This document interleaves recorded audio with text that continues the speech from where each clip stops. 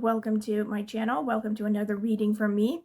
So today's topic is going to be on what is the next, the rest of 2023 going to bring for you. And once again, I have chosen these crystals intuitively. I asked Spirit which crystals I should use for this reading, and these are the crystals that came out in this particular order. It's a kind of weird collection, I know, but this is what I felt drawn to, so here it is. So this is for those of you who would like to choose with just crystals. These are your options. Pile number 1, you have this tumbled amethyst crystal. Pile number 2, you have this agate, this purple agate crystal. Pile number 3, you have this citrine cluster crystal. And pile number 4, you have this amethyst cluster crystal. So these are your options. You can pause the video if you need more time to decide. Once again, my recommendation is that you take some time to think about the options, meditate upon the question, maybe address it to a higher power or a spiritual guide of some sorts, God or a deity that you follow, or, whatever you feel comfortable with. You can just address it to Spirit. You can sit with a question, meditate with your eyes closed for a little bit, maybe take some deep breaths, exhale longer than you inhale. That will help center you and calm you down. And then open your eyes and choose the first piles that stand out to you intuitively without overthinking.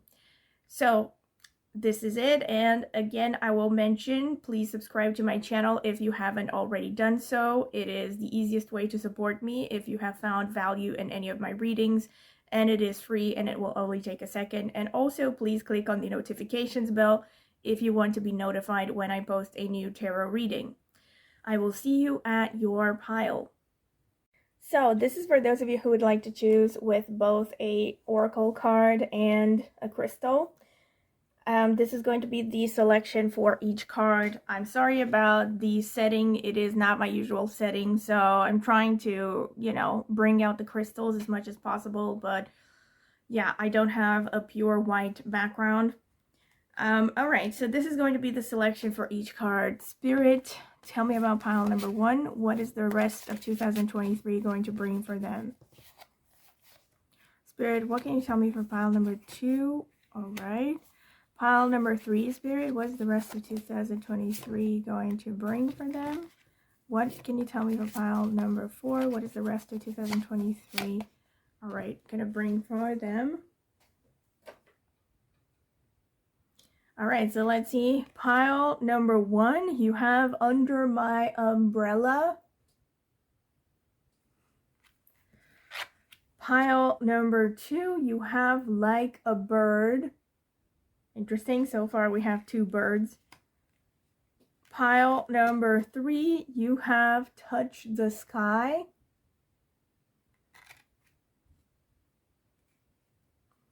And pile number 4, you have Elixir of Life.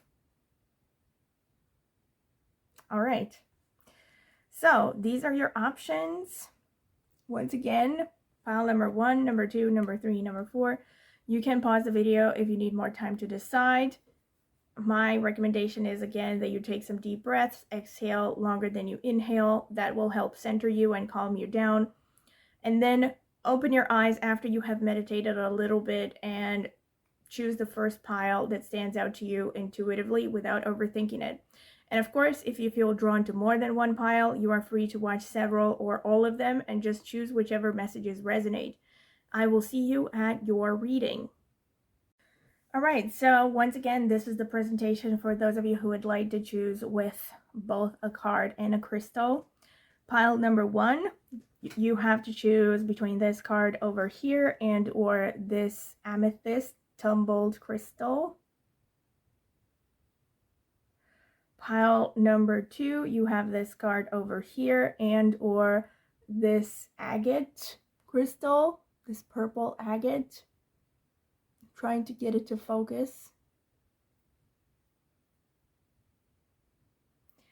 Pile number 3, you have this card over here and or this citrine cluster crystal.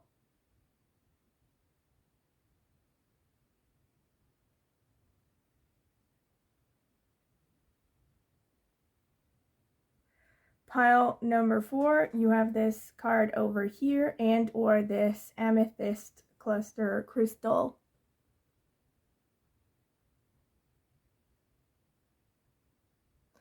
All right, so once again, you can pause the video if you need more time to decide. My advice is that you take some time, meditate upon the question, take some deep breaths, maybe exhale longer than you inhale. That will help center you and calm you down. You can also address the question to a higher power like God, Spirit, any kind of deity that you follow. If you want to, of course, whatever makes you feel comfortable. And then open your eyes and choose the first pile that stands out to you intuitively without overthinking it. And of course, if you feel drawn to more than one pile, I think you should watch several or even all of them and just choose whichever messages resonate. And aside from that, I will remind you once again to please click the subscribe button if you have liked any of my readings so far, if you have found value in them. It's the easiest way to support my channel and it is free. And also consider clicking the notifications bell if you want to see when I will post a new tarot reading.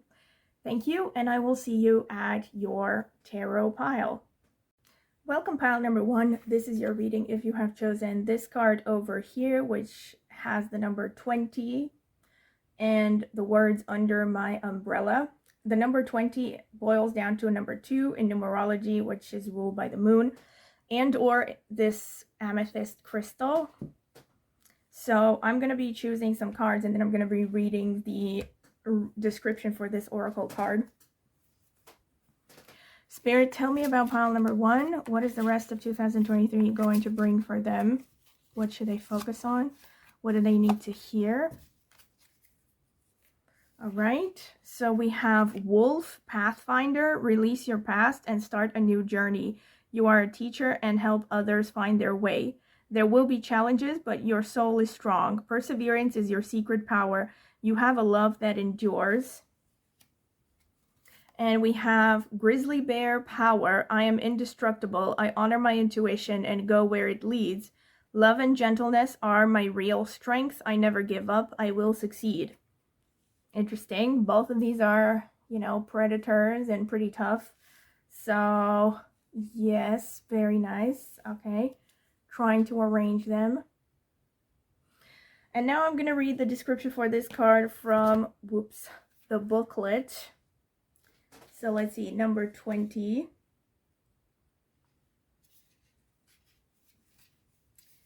Under my umbrella, compassion, care, friendship, protection. A man is perched on the back of a giant parrot. He is holding an umbrella which keeps the bird dry from the rain. This man is happy to help. He does not fear climbing up the big bird or a possible nip from her sharp beak. He is optimistic that his small umbrella is good enough to protect the bird from the weather. He is a true friend, aware of the power of a helping touch or smile to brighten someone's day. In turn, he is rewarded with a burst of color in his own life. Interesting. All right. So I'm going to see what the tarot cards have to say now. Spirit, tell me about pile number 1. What is the rest of 2023 going to bring for them?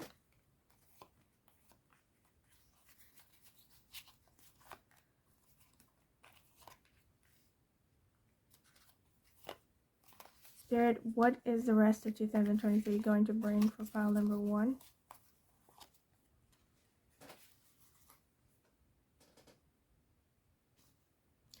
So let's see. We have the 5 of Pentacles. All right. Oh, actually, the 5 of Cups, sorry. The Page of Pentacles. The Hermit. The 5 of Pentacles as well. So I did, weird that I said that. The 2 of Wands. The Hierophant. The High Priestess, which is a number 2 again. So the moon is significant somehow.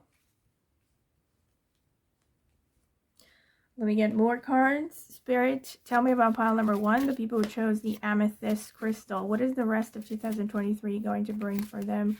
What should they hear about the rest of 2023?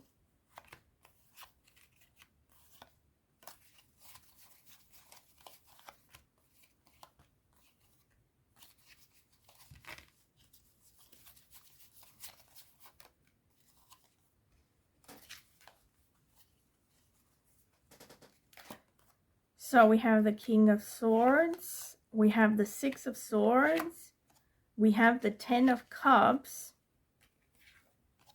Wow, the 8 of Wands. I don't do reversals, so the Ace of Cups, the Strength card, and the 6 of Cups. All right.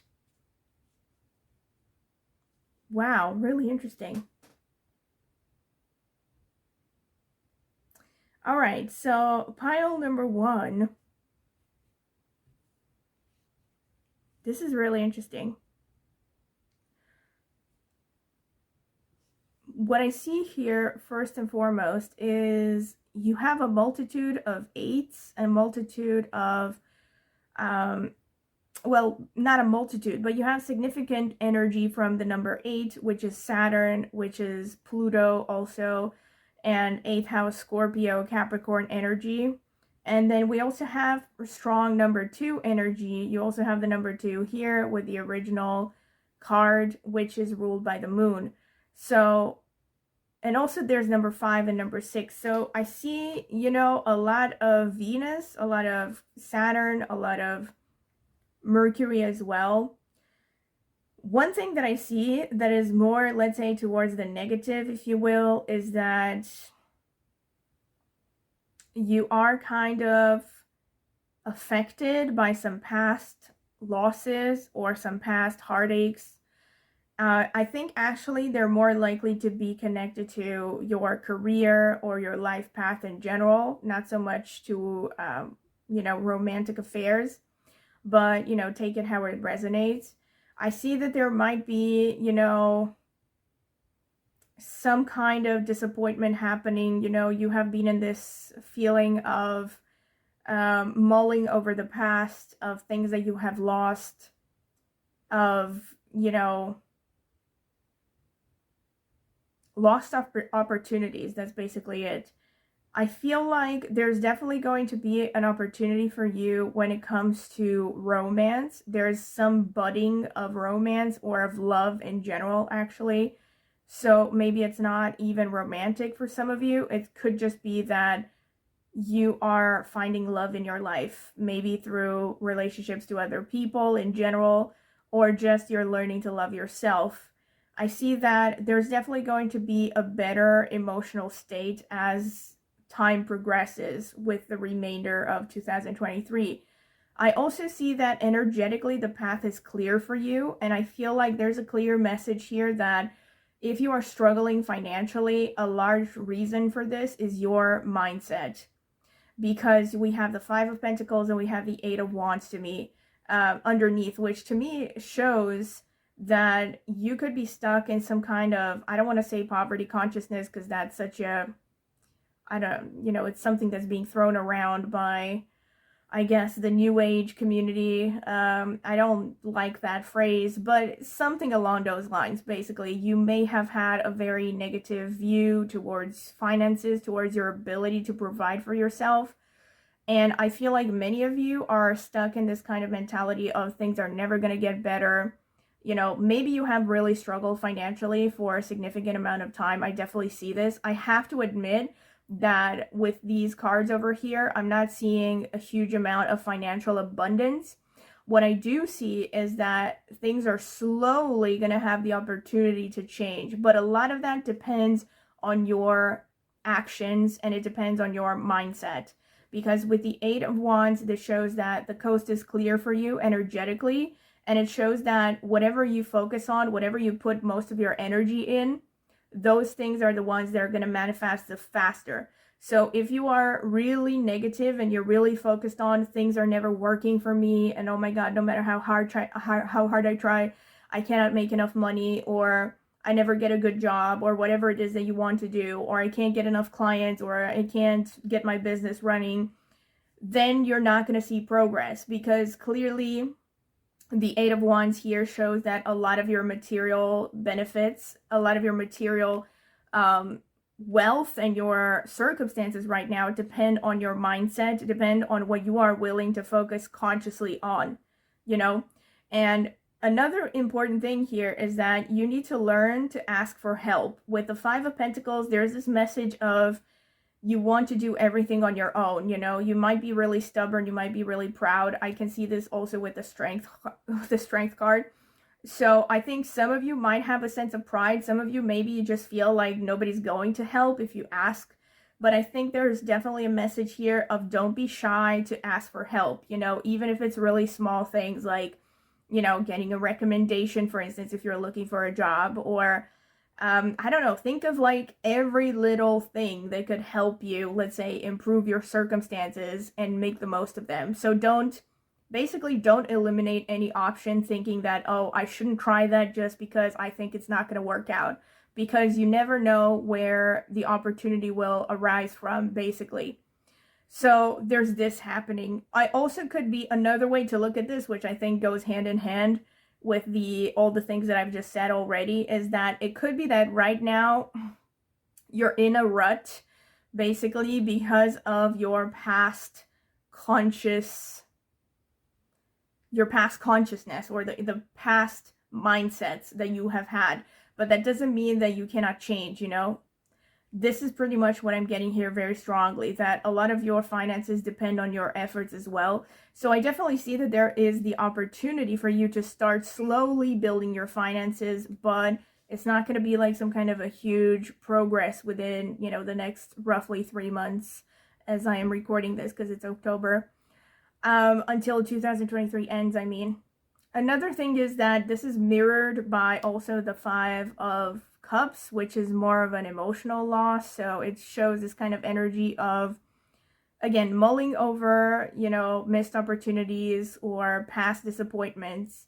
And I think with the King of Swords underneath, Spirit again is telling you to be rational about these things, to not let, you know, these past disappointments and your emotional side basically, let's say, blur your judgment, or how should I put it?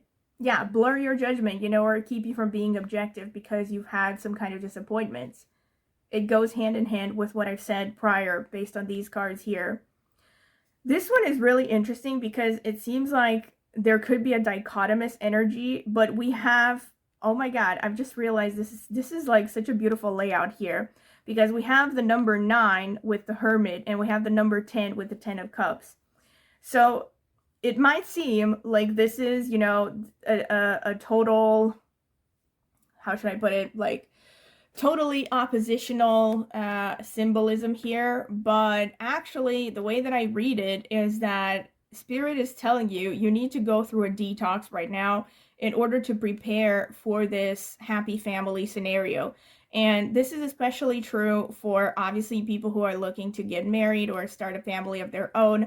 But I think in general, this is about relationships in general, like any kinds of relationships, you know, finding a family of your own could even be, you know, building a tribe of people that are like-minded, that have the same values, the same principles, and all that stuff.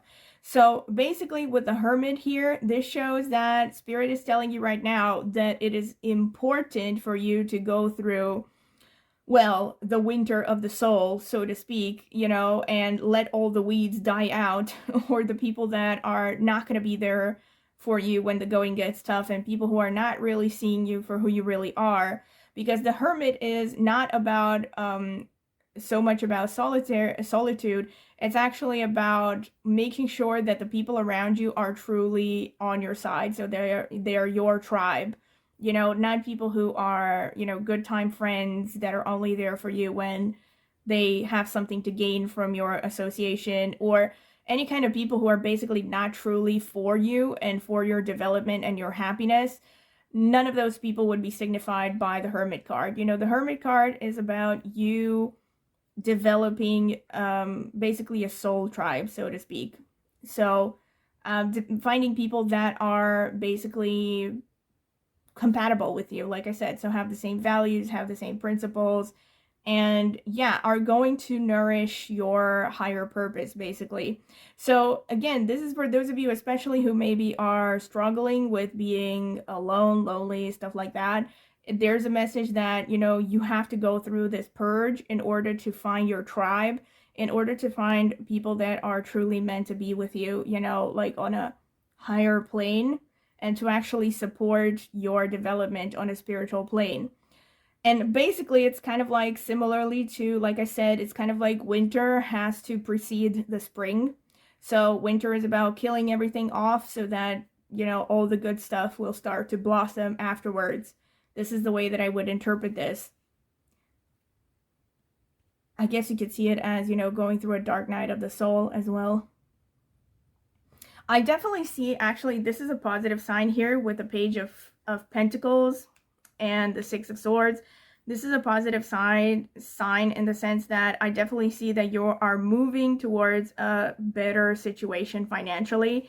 But again, like I said, don't expect rags to riches overnight. You know, it's something that's going to imply conscious effort on your part, and slow and steady wins the race, that kind of mentality. So, and this is basically reinforced as well by the number 8 showing up. Also the number 10 showing up. We have the number 8 showing up twice, and we have number 10 showing up once here, and it also shows up here as part of the 9 in the Roman numerals. And number 10 to me is the 10th house, which is Capricorn, and number 8 is Scorpio. That's how I would read it. So overall in numerology, these are connected to Saturn. And Saturn is an energy that implies, you know, slow, steady progress. Nothing that is going to be built overnight, you know, like basically going along with that saying of Rome wasn't built in a day. So it's like you have to shift your mentality, and you're going to get to higher prosperity, but a lot of it also depends on putting conscious effort into it and improving your circumstances. Look at this. This is really interesting here. You have the Hierophant and you have the number 8. So Hierophant is, this is really interesting. So for some of you, I feel like you might take solace in faith during this time. You might be following either an organized religion or some kind of a spiritual leader that is giving you a lot of wisdom and is increasing your strength, because we have the Strength card underneath. For some of you, which is more specific, it could be that you're the one who is going to become the Hierophant person. So this could be like, maybe you will take strength, you will find your strength actually by sharing your wisdom to people who are in a lower position than you are, or maybe taking care of dependents of any kind, including pets, you know, because we have the Strength energy here with a lion. This makes me think of animals. This is interesting also because we have the wolf here, so I wonder if some of you have placements in maybe Ardra or Mula Nakshatra, but I'm going to get more into that as I go along. This is, yeah, really interesting. So I definitely feel like there is a message here that spirituality is of great help for you. So this is a time when you will be maybe getting closer to faith. Again, some of you might be discovering a new mentor, a new guru, or something that is going to give you inspiration, that you're going to get a lot of strength from. With the High Priestess here and the Six of Cups, this is interesting. So there is kind of a message here of don't be afraid of your inner child. Don't be afraid to be vulnerable. Definitely, actually, don't be afraid to be vulnerable, because we also have here with Under My Umbrella the same thing. So this is kind of like, this energy from this oracle card is kind of the opposite of the Five of Cups, the way that I see it, and also the Five of Pentacles. So unlike these cards, you know, this would show a person who's not afraid to get hurt, someone who's not afraid to be, you know, to be the one to make the first step in relationships and to make themselves vulnerable and be willing to be friendly towards other people. So I feel like this is here, you know, these are messages that are supporting one another, you know. So I feel like there's definitely a message of, you know, you're meant to get in touch with that vulnerability that is necessary in order to build authentic relationships here. You know, irrespective of whether they are romantic relationships or friendship relationships or any kind of people that you want to have around you, you want to make sure that those people know you for who you really are and not some kind of image, right? And yeah, and also getting in touch with, also the 6th here in general is Venus. So we have 6 here, and we have the 6 of Cups, which to me is about the heart chakra, and it's also connected to the 5th house in Leo. So I think for many of you, love, self-love is very important. Getting in touch with that inner child, healing the inner child, getting in touch with what it is that you love to do for fun, just for the sake of it. I think these are things that you're going to be drawn towards more as the year is coming to an end. You're going to be drawn to just getting in touch again with that, you know, with your, basically with your soul. Like I know I don't want to offend anyone, but here with these messages, this makes me feel like you could be a person that has really suppressed your true nature for a long time, maybe for the sake of relationships, or yeah, I feel like you're someone who feels like you cannot be yourself for some reason.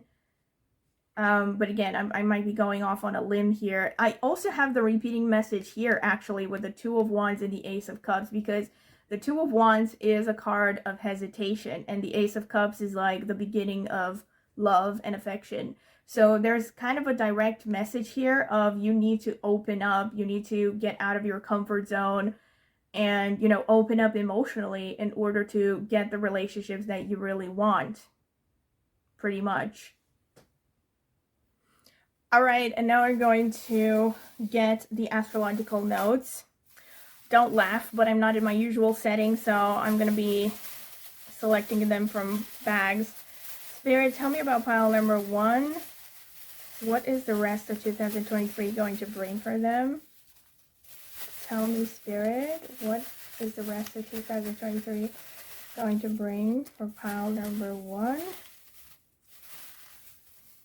Okay, that's like all I'm getting from this one. Spirit, what is the rest of 2023 going to bring for pile number 1? Help me choose the rising notes. Tell me what is the rest of 2023 going to bring for pile number 1. Okay, so let's see. Capricorn, already strong confirmation. Yeah, so I did say there was going to be Capricorn energy. We have Mercury. This is also a confirmation because we have all that number 5 energy. Number 5 in numerology is ruled by Mercury. We have Taurus, so that is the Venus energy. We have Aries, all right, so that's kind of a take charge energy. All right, Sagittarius. That explains the 8 of Wands. I should have said this also for some of you. The 8 of Wands could be about travel. Like maybe some of you are moving around, traveling, moving homes. We also have K2. So this is a strong confirmation as well because you have a lot of spiritual cards. So you're going to get in touch with your faith and spirituality a lot more. We have Ashwini, which again is kind of a confirmation of the K2 energy as well because it's ruled by K2. Here we have Mula, so a strong confirmation of what I said as well because it's signified by the wolf Yoni, and you have the wolf here. This is interesting also, you have wolf with Pathfinder, so I feel like for many of you this is going to be an important time to, again, find yourself and, you know, find your path in life, all right? So we have also Purva Falguni with Venus and falling in Leo, so we have some strong confirmations there as well. Let me put it over here. So let's see with the houses. We have the 8th house. Wow, very strong confirmation because I did say a lot of 8th house energy going on. 1st house, this is more Mars energy. Yeah, both the 8th and the 1st are basically kind of, oh my god, 8th house again. Wow. All right. And 5th house, this is a confirmation of the 6 of Cups with the self-love going on. I did say that. Let's see what else. We have 9th house. All right. So here we have more Sagittarius energy than I had expected. So I'm going to get into that. Fifth house again. So the fifth and eighth houses are very strongly represented. And we have the third house, which is a house of bravery. It's also about short distance travel, relations to younger siblings. It's also about, yeah, developing your willpower and going after what you want. So let me bring things down over here.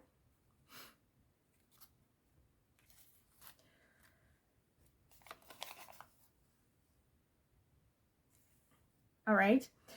So basically very strong confirmations. As I said, we have the eighth house coming out twice. We have the fifth house coming out twice.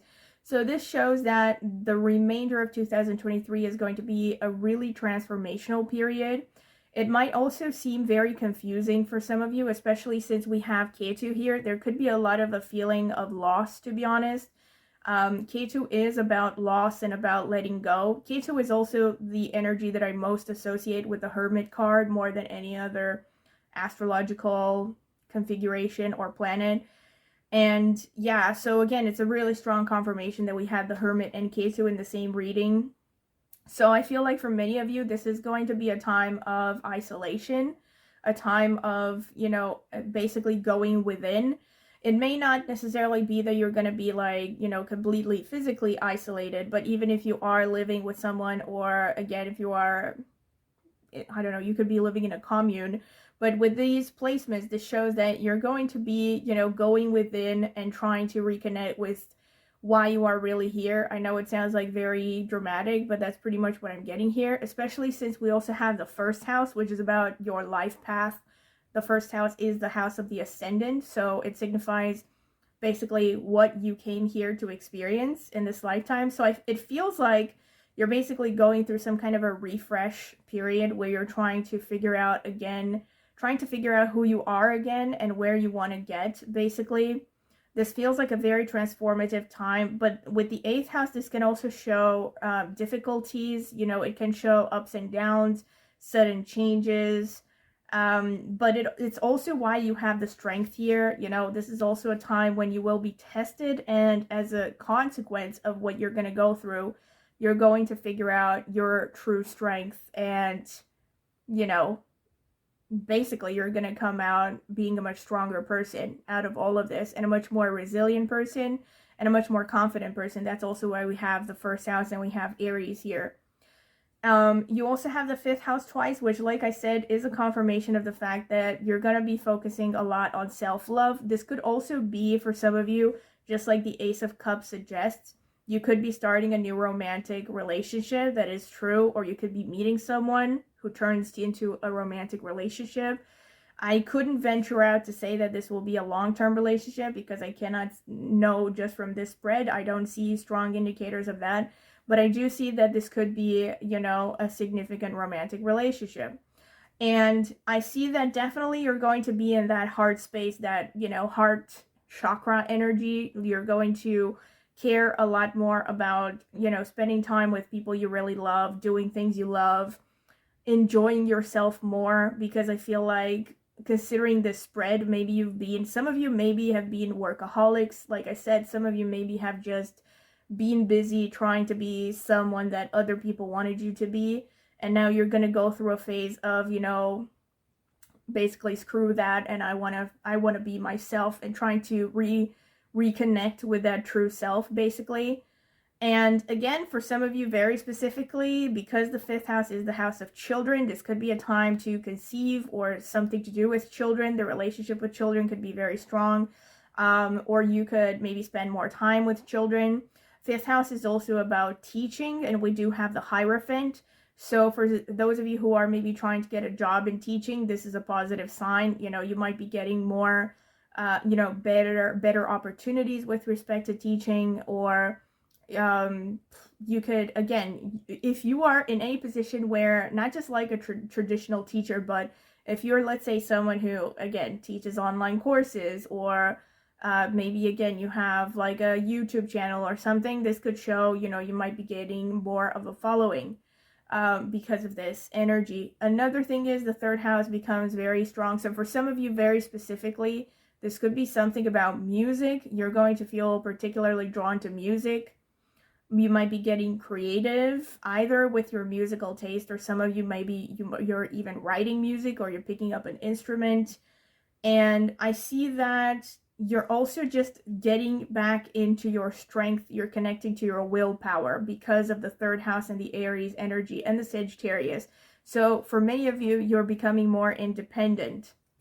You also have Mercury, so this could be like, for some of you, you might be focusing, again, communication I see is very important. So for some of you who are, let's say, thinking about writing something, this is a great time to write, or at least keep a journal. Also taking in view, having in view also the Hermit and the Ketu energy and going within. I think for many of you, keeping a journal and meditating could be great activities during this time. We also have the Taurus energy, which is about sugar, spice, and everything nice. So many of you are going to feel, you know, you're going to have more times of just enjoying yourself, you know, enjoying the small pleasures of life. You're going to find yourself, you know, taking more breaks, even if it's very small ones, like extra 5-minute coffee breaks, you know, putting cream in your coffee if you haven't done so up until now. Taking more baths, you know, any activities that you can do to spoil yourself are a good idea. Since Mercury is coming out, this can also show that you might have a tendency to maybe be a little bit more nervous than usual, maybe be a little bit more scattered. So again, if you find yourself struggling with that, it's a good idea to stay physically active, since we also have Aries in the first house. Again, very specifically for some of you, since we have 8th house and the first house, you could be going through a transformation of your physical body, you know, could be really working on your physical body or health. So you could see improvements in that direction. For some of you, very specifically, like I said, you might be traveling more, you might even going abroad, or some of you might be traveling domestically more. Maybe you are just, you know, finding yourself more active in general, like running errands more often, stuff like that.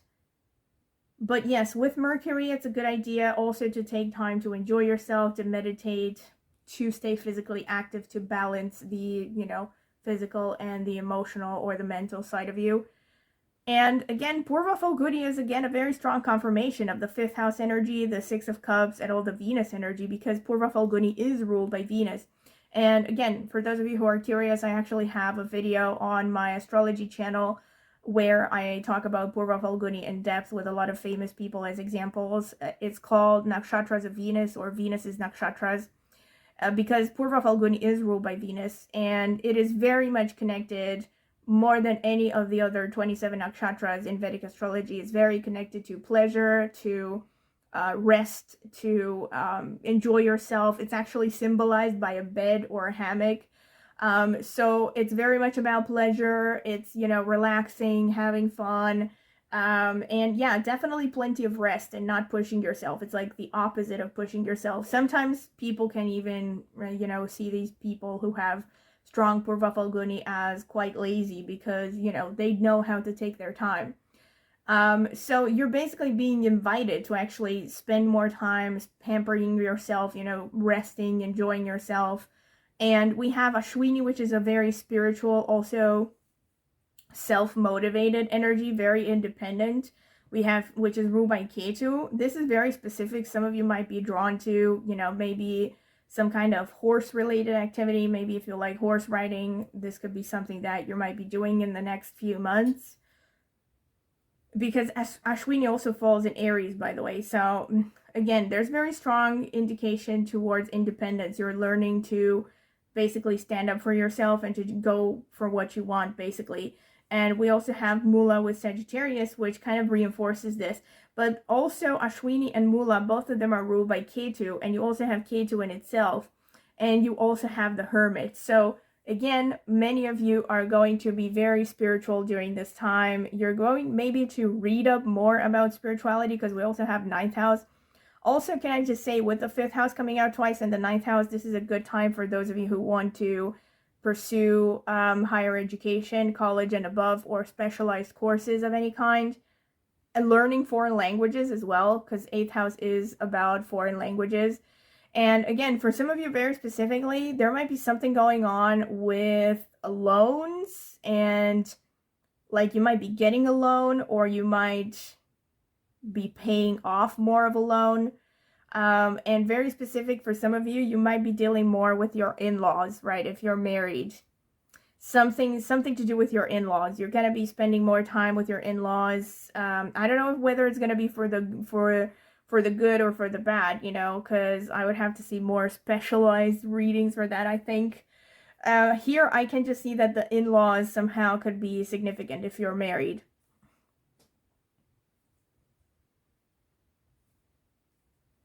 I definitely see a stronger desire, like I said, for adventure, for independence. And I think many of you could be reading more on spiritual topics, or, like I said, philosophy, religion, or traveling, and looking to expand your horizons in general.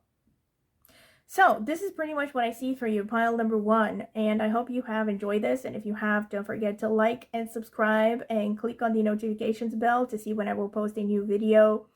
And also, if you're interested in a private tarot reading, I will leave my contact information in the video description. You can email me for a full list of pricings and reading options. And I can also send you some sample readings if you're curious. And also in the video description, I have left a link to reviews I have gotten for private readings if you're curious to see them. And also, last but not least, I have an astrology channel, and I will be linking it in the video description as well as in the pinned comment. If you're interested in astrology, go ahead and check it out. I mainly focus on Vedic astrology, but I also come from a tropical astrology background, so I sometimes mix the two of them.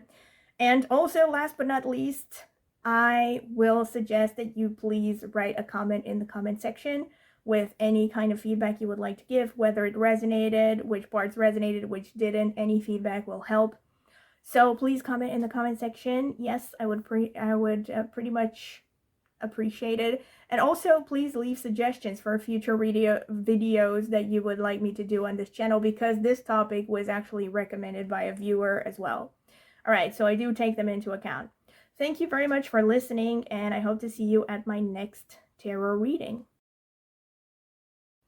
Welcome, pile number 2. This is your reading if you have chosen this card over here, number 22, like a bird, and or this purple agate crystal. So I'm going to be choosing some more cards, and then I'm going to read the oracle description for that card.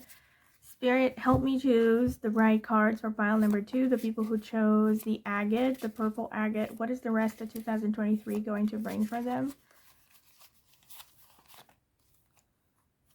What is the rest of 2023 going to bring for pile number 2? All right, so we have dragonfly magic. I embrace my transformation. I courageously let go of the past. The magic of nature is in me. I am brilliant and I am blessed.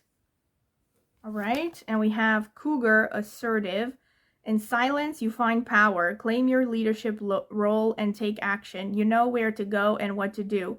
You have the courage and confidence to succeed. All right. Now let me see the description for this card from the booklet. All right, number 22, let's see.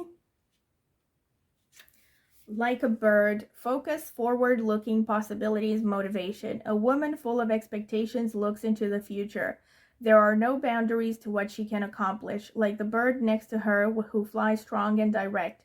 She knows now is the time for focused energy. You may have found yourself losing motivation lately or questioning your decisions.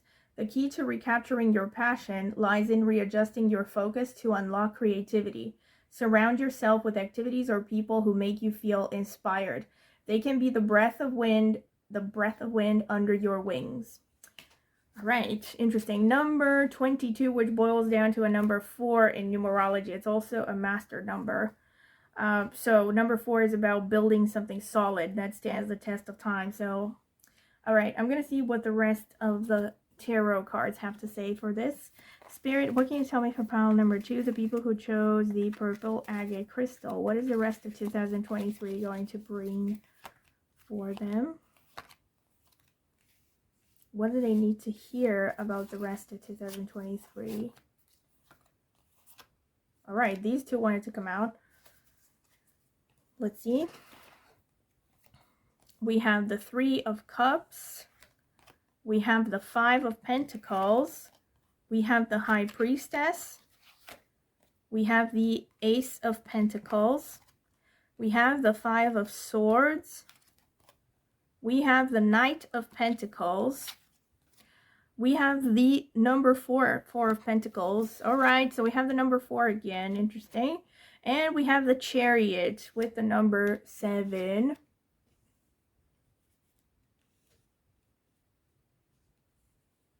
I hope you can see the cards properly. It's pretty much... Wait, I'm going to pause. I tried to fix the light, but I can't do it. You're going to have to trust me. All right, you can see this is the Five of Swords. And this is the Ace of Pentacles. And this is the Knight of Pentacles. See here? But yeah, I can't fix the light any better than this, sadly. All right. So let me get more cards. Let's see. What can you tell me from pile number 2? The people who chose the purple agate crystal. Spirit, tell me. What is the rest of 2023 going to look like for them? What do they need to hear about the rest of 2023, Spirit?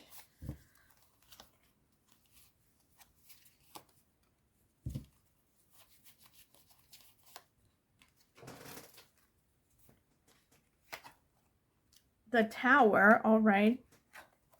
The Sun. The Eight of Pentacles. The King of Wands.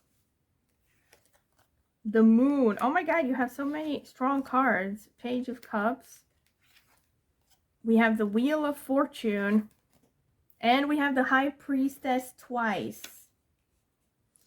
Wow, so like something's really cooking for you, pile number 2. Interesting that you are pile number 2 when you have the High Priestess twice, which is number 2, which is ruled by the moon in numerology as well. I feel like you're going through some major changes, actually, because you have a lot of major arcanas. You have the Sun and the Moon together, which is interesting because this is the masculine and the feminine. You also have a lot of pentacles, and you also have the Tower here, which is really interesting. And we have this oracle card that speaks about you taking charge of your life. Just as we have cougar and assertive and dragonfly magic. I embrace my transformation. I courageously let go of the past. The magic of nature is in me. I am brilliant and I am blessed. All right.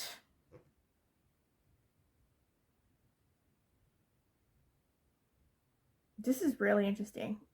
I think for many of you, you're going to go through some significant changes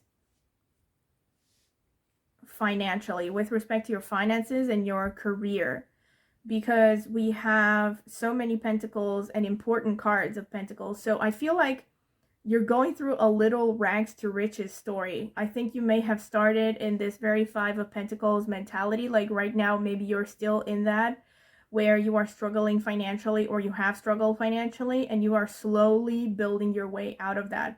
I see financial opportunities coming in because of this Ace of Pentacles. I also see that you have been diligently working towards something, and that is going to pay off within these next 3 months.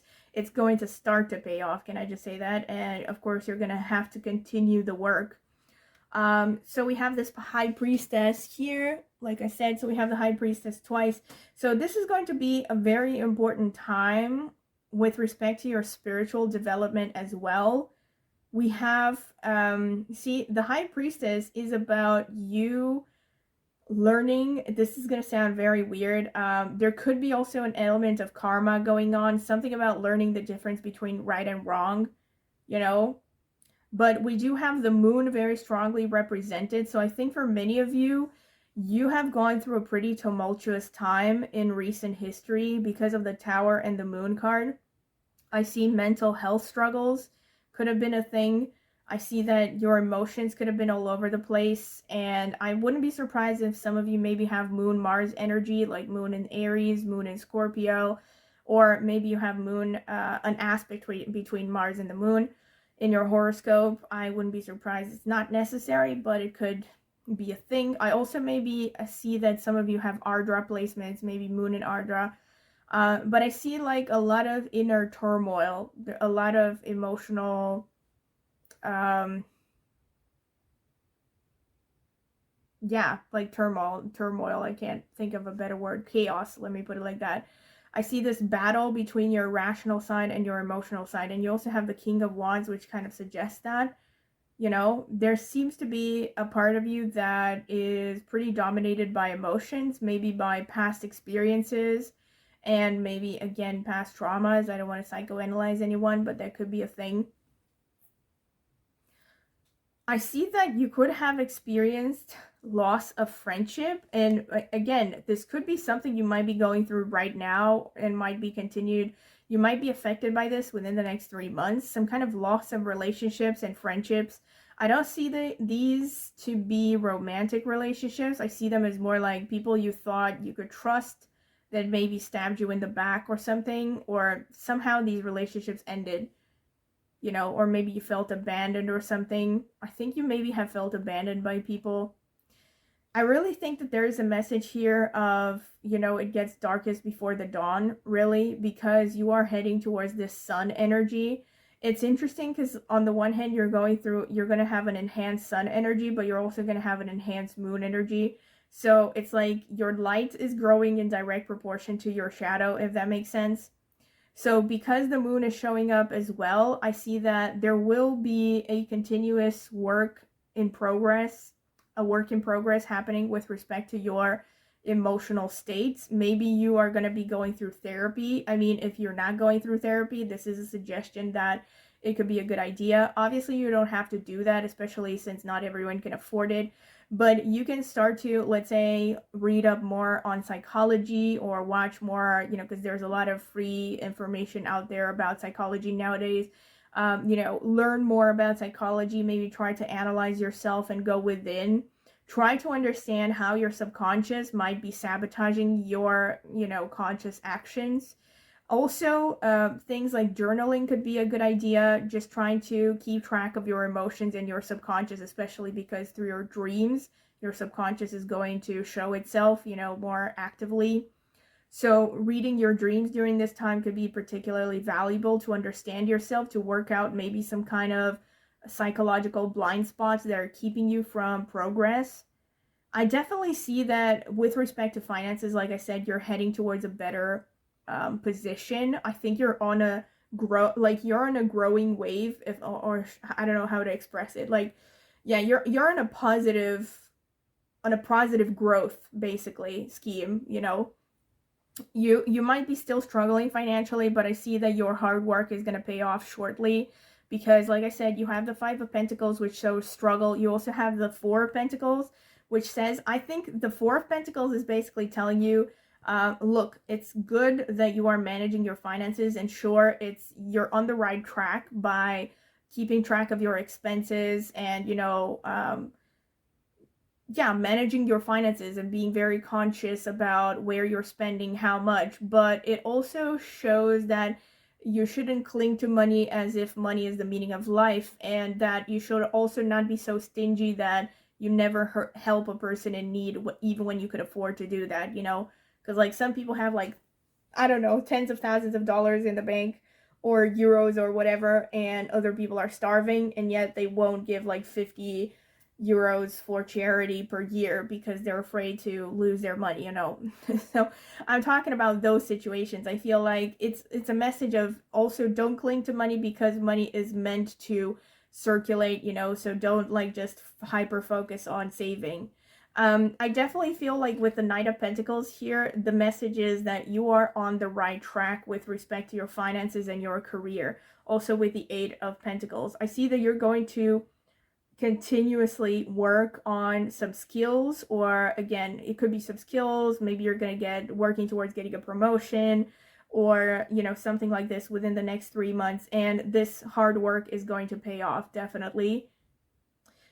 This is oh my god, look at this, the 5 of Swords and the Moon. I see where this is going. All right, so I mean, Spirit is not even that subtle, to be honest. Like, Spirit is like, it's right here, Karen. I'm spelling it out for you.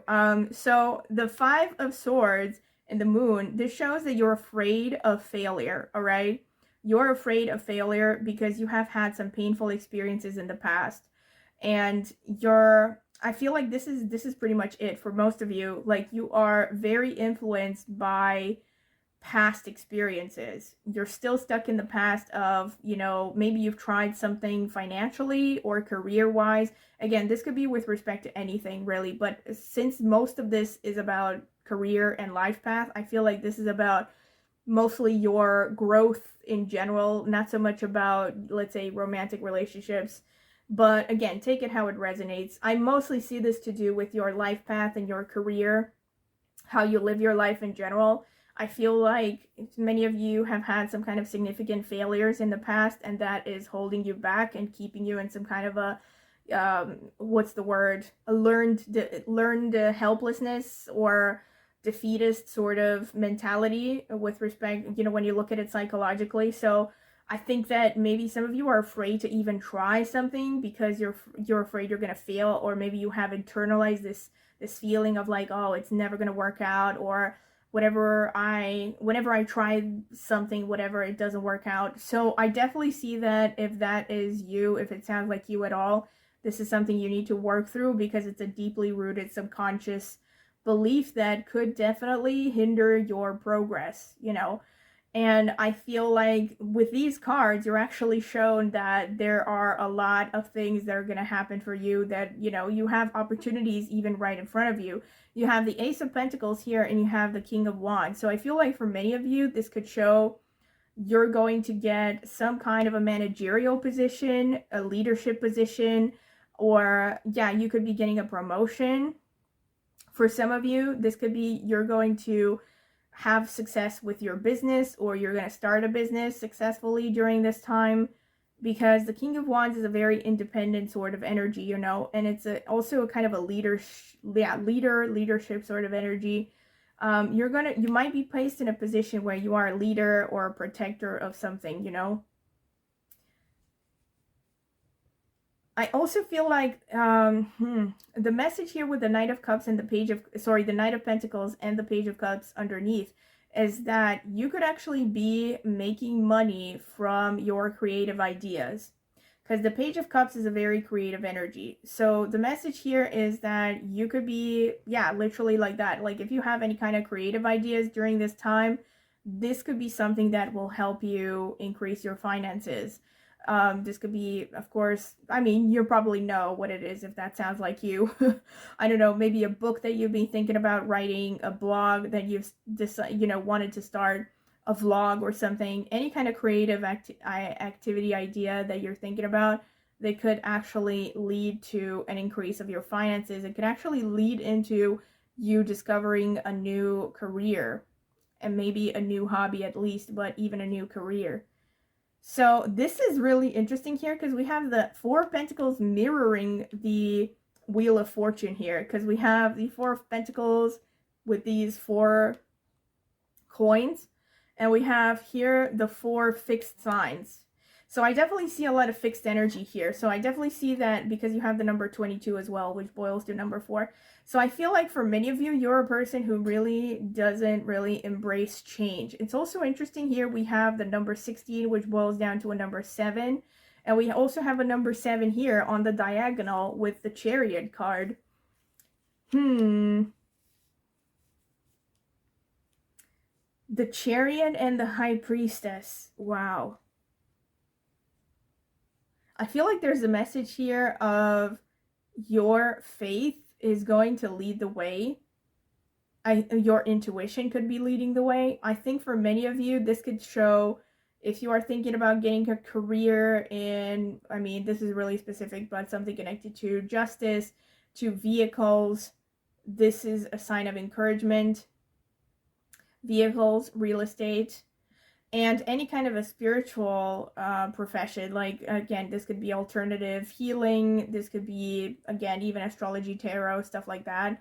Anything that is kind of, I guess, a bit new age and is more about, you know, spirituality. These are things that you could be doing for a living, or that you could get success in during this time.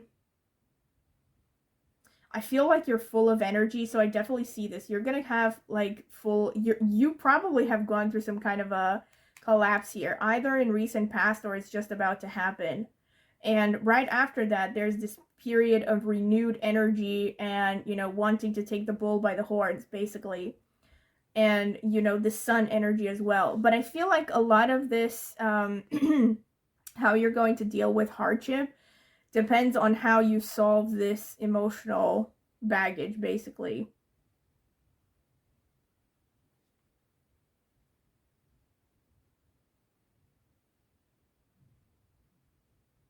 I do see a pretty strong Mars energy as well. So, where was I? Yeah, so I definitely see a renewal of energies here. And a lot of it, like I said, so a lot of your ability to overcome this tower moment depends on how well you understand yourself and working through your emotions. All right, so this is pretty much what I can get from the cards. So I'm going to get some more astrological notes here. Again, don't laugh at my setup, but I'm traveling, so I had to improvise. Spirit, tell me about pile number 2. What is the rest of 2023 going to bring for them? What is the rest of 2023 going to bring for pile number 2, Spirit? Tell me. Wow, okay, that's a lot. Spirit, what is the rest of 2023 going to bring for pile number 2? Spirit, what is the rest of 2023 going to bring for pile number 2? Okay. So I picked a lot of cards here, so let me see. We have Cancer, not a surprise because it's ruled by the moon. So that's a strong confirmation. That is the one sign you got. Okay, interesting. Let me get the houses as well. We have 4th. Wow.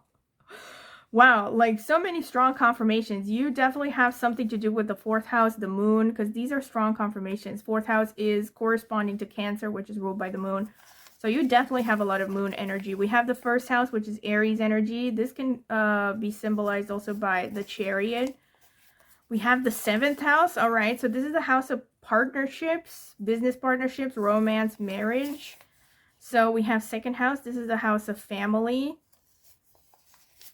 And we have the 11th house, the house of older siblings, elder siblings, or friends. We have the 6th house, which is the house of health. It's also the house of pets and work and daily routines. We have the 10th house, which is the house of career and social status. And we have the 5th house, which is the house of children. We have pretty much every house here. Like, let me see. Children, romance, fun. And the 12th house. A lot of houses. All right. I'm going to get into it in a little bit. Just let me open all of the notes. And now we are going to get to the nakshatras. Wow, we have Kritika, which is ruled by the sun. Very strong confirmation because you do have the sun. And we have Uttara Bhadrapada, which is ruled by Saturn and falls in Pisces. So we have more water energy. Dhanishta, which is ruled by Mars and symbolized by the lion. So you do have the cougar there. And you also have the chariot. So I see this as a confirmation as well. We have Satabhishak here, falling in Aquarius, ruled by Rahu. I see for some of you already that some kind of a health thing might be important. So maybe you're working through some health issues during this time. Ashwini, which is ruled by Ketu. Again, we have some strong spirituality aspects here. Purva Ashadha, which falls in Sagittarius and is ruled by Venus. And it's also, I see also a lot of water energy here connected to the sea. Bharani, which is also ruled by Venus. All right, interesting. Very feminine nakshatra. And we also have Jyeshta, which is ruled by Mercury and, yeah, is falling in Scorpio. So, again, let me take some time to take all of this in. You have a lot of nakshatras going on. Number 2. It's really interesting already right off the bat that you have Bharani. I see this as a very strong confirmation that some of you are meant to go within. Remember how I said that very specifically, some of you might feel drawn to something to do with law or fighting for social justice or stuff like that. This is the Bharani energy, so this is a confirmation because Bharani is known to be very focused on morality, you know, moral questions, justice, all this stuff. It's also very much connected to psychology and psychotherapy, and many famous psychologists actually have strong Bharani placements. I think Jordan Peterson, I'm pretty sure he has ascendant in Bharani, and also a lot of psychics had Bharani. I'm not sure about Carl Jung, but I think he may have had some Bharani placements as well. I would have to check again. I know that Edgar Cayce, the famous psychic, had moon in Bharani. So in any case, Bharani is a very kind of mystical nakshatra, but it's also very heavy. It's an emotionally heavy sort of nakshatra. It's very much connected to... It's interesting now that I look at it and I see that, yeah, it is connected to the elephant as the animal yoni, which is a very Vedic astrology concept. But this reminded me of that example with the elephant, or the experiment with the elephant of, you know, the way that they would train baby elephants was by tying them to a pole or something, or to a fence. And they could not move the fence, you know, when they were little, but even when they would grow to become adults, they would no longer try to move the, you know, to pull away from the pole or whatever it was. I don't remember exactly what they would tie them up to, but it was something that they couldn't move when they were babies, but they definitely could have moved when they became adults. Except the problem was that they learned to no longer try. So it's an example that they use to explain learned helplessness or learned defeatism. You know, basically that people who go through, let's say, repeated disappointments, or things that maybe they failed at some point repeatedly, they learn to no longer try because they think they can't do it, even when a lot of time has passed and they are totally different people and now they could totally do it. It's just that they have given up a long time ago because they think, no way am I, because somehow on some subconscious level it became deeply rooted in their minds that they just can't do this. It's beyond their capabilities.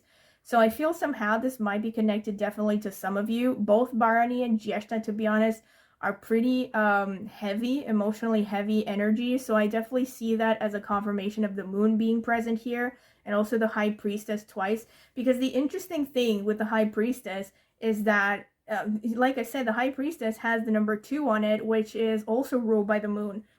So the way that I see the High Priestess is actually kind of like a healed moon energy, you know. So the moon, I mean, looking at it from the perspective of the tarot cards, right? Not from the perspective of astrology or anything.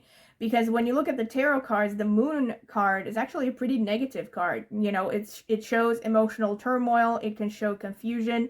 It basically shows that the irrational side of you, or the emotional side, subconscious side, is heavily influencing the conscious, and it's blurring your vision to the point where you cannot make objective decisions. So on the other hand, the High Priestess is more of a mature moon sign energy, moon energy. It's more of the energy of someone who has mastered their emotions, you know, who has worked through their emotions and can sort of detach from them and look at things from a detached perspective and see things intuitively. And now they have learned to use their emotions and their understanding of their emotions to guide their decisions, because now they have used their emotions to sharpen their intuitions. If I'm trying to explain it, I don't know if I'm making sense, but that's pretty much how I see it, you know. So I definitely feel like for some of you there's a lot of heaviness going on. More specifically, I feel some of you with Jyeshta showing up in the 12th house, I feel like, unfortunately, all right, I don't want to sound like the bearer of bad news, but I'm just going to tell you what I see. I think that for some of you, you might be dealing with sleep problems. Maybe you have dealt with sleep problems. I feel like this is something that, again, I'm not trying to say that you're doomed to experience these things. I feel like a lot of it, like I said, depends on you healing the subconscious here. So a lot of this depends on your ability to work through your, you know, your emotions, your traumas, because I definitely see there could be something going on connected to that. I feel, of course, that for many of you, this could be connected to your parents, especially to your mother, or the mother side of the family. Maybe some kind of ancestral trauma happening on your mother's side of the family. So sleep problems could be a thing. I also see that, you know, your health in general could be a thing. So very specifically for some of you, maybe mental health could be a thing. Since we also have Satabishak, there could be an issue of chronic illnesses, you know, flaring up. But here's the thing. If you are dealing with some kind of chronic pain, this is a time to really pay attention to maybe connections between that pain and your emotions. And also, it's a good idea to keep track of your dreams during this time, like I said, because your dreams can be great indicators of what is going on a subconscious level. Believe me when I say this from personal experience, that sometimes when some dreams, I mean, are so powerful that you will remember them even when you wake up. But if you start to track your dreams, you will start to see patterns, right, of things that you dream about. And that can actually bring you huge insight and can help, you know, really heal on an emotional level, because you could be having all kinds of, like, you know, how should I put it? All kinds of traumas, you know, like you could be having like pieces of infections. Think of them like the equivalent of physical infections, right?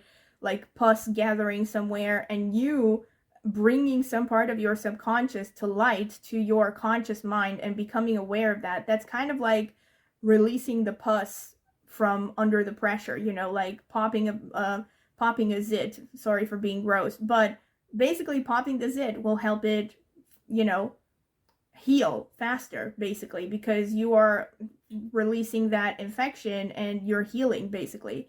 So this is the advice that I can give you looking at this.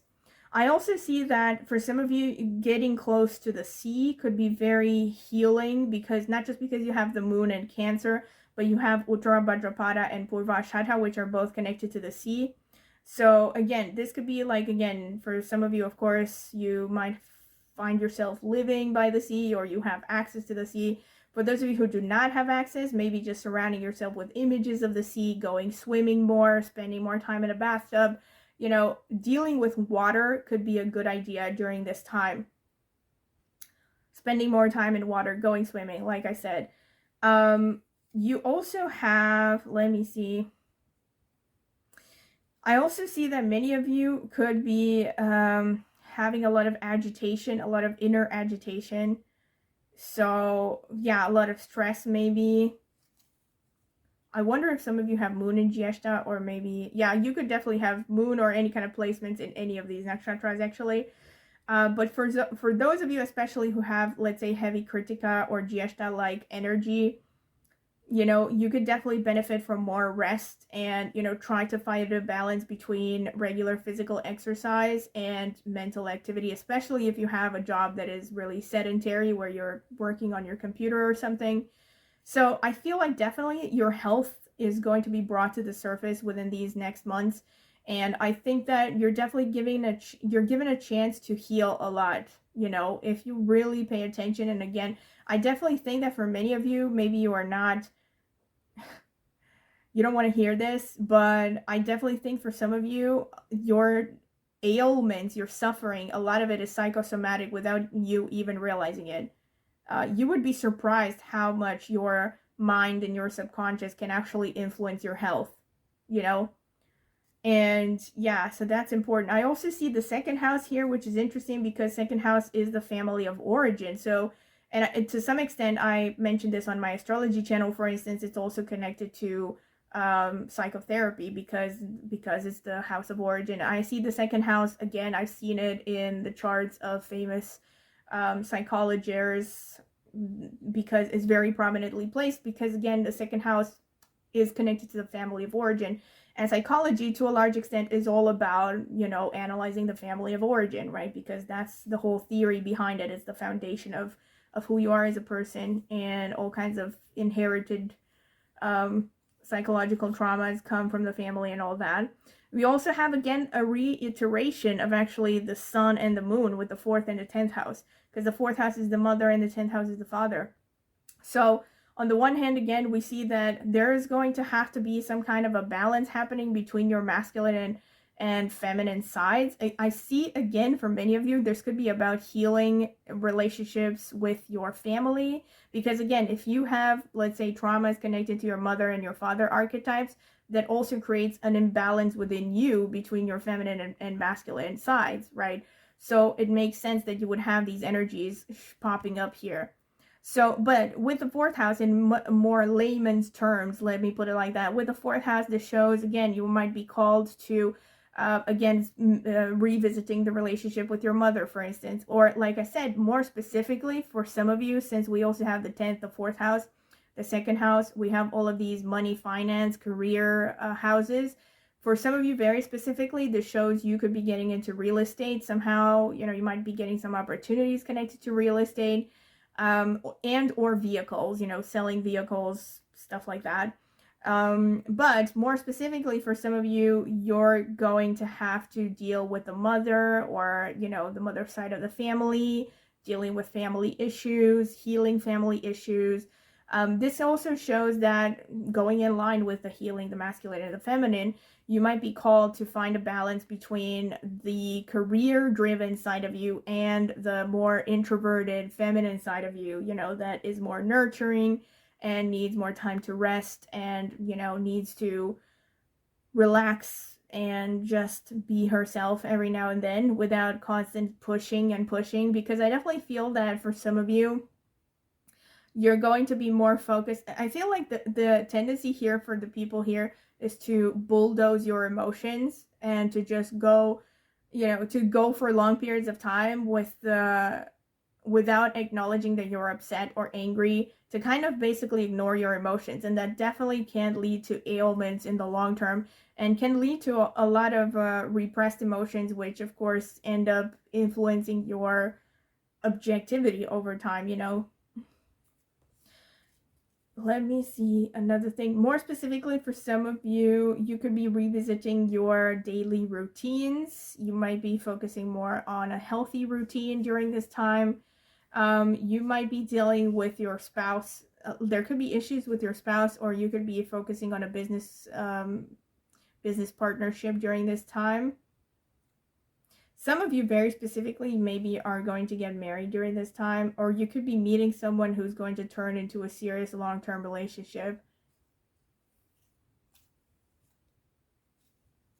Healing the body definitely shows up, and also self-love again. Self-love shows a lot. Healing emotions. And again, there could be, this is interesting because you have the 11th house and you had here the 3 of Cups. So yeah, something to do with your friendship circle could be important during these next months. But yeah, it's interesting. So maybe you have lost some friends, and I think the message here is that you're going to be gaining some better friends in the future. And also the relationship with the elder sibling is going to be important during this time. But I also see the 11th house is also a house of gains, especially gains coming from the career, because it's the second from the 10th house. So this is again a confirmation of the fact that I think many of you are going to see some kind of significant progress in your career, in your finances, until the end of 2023.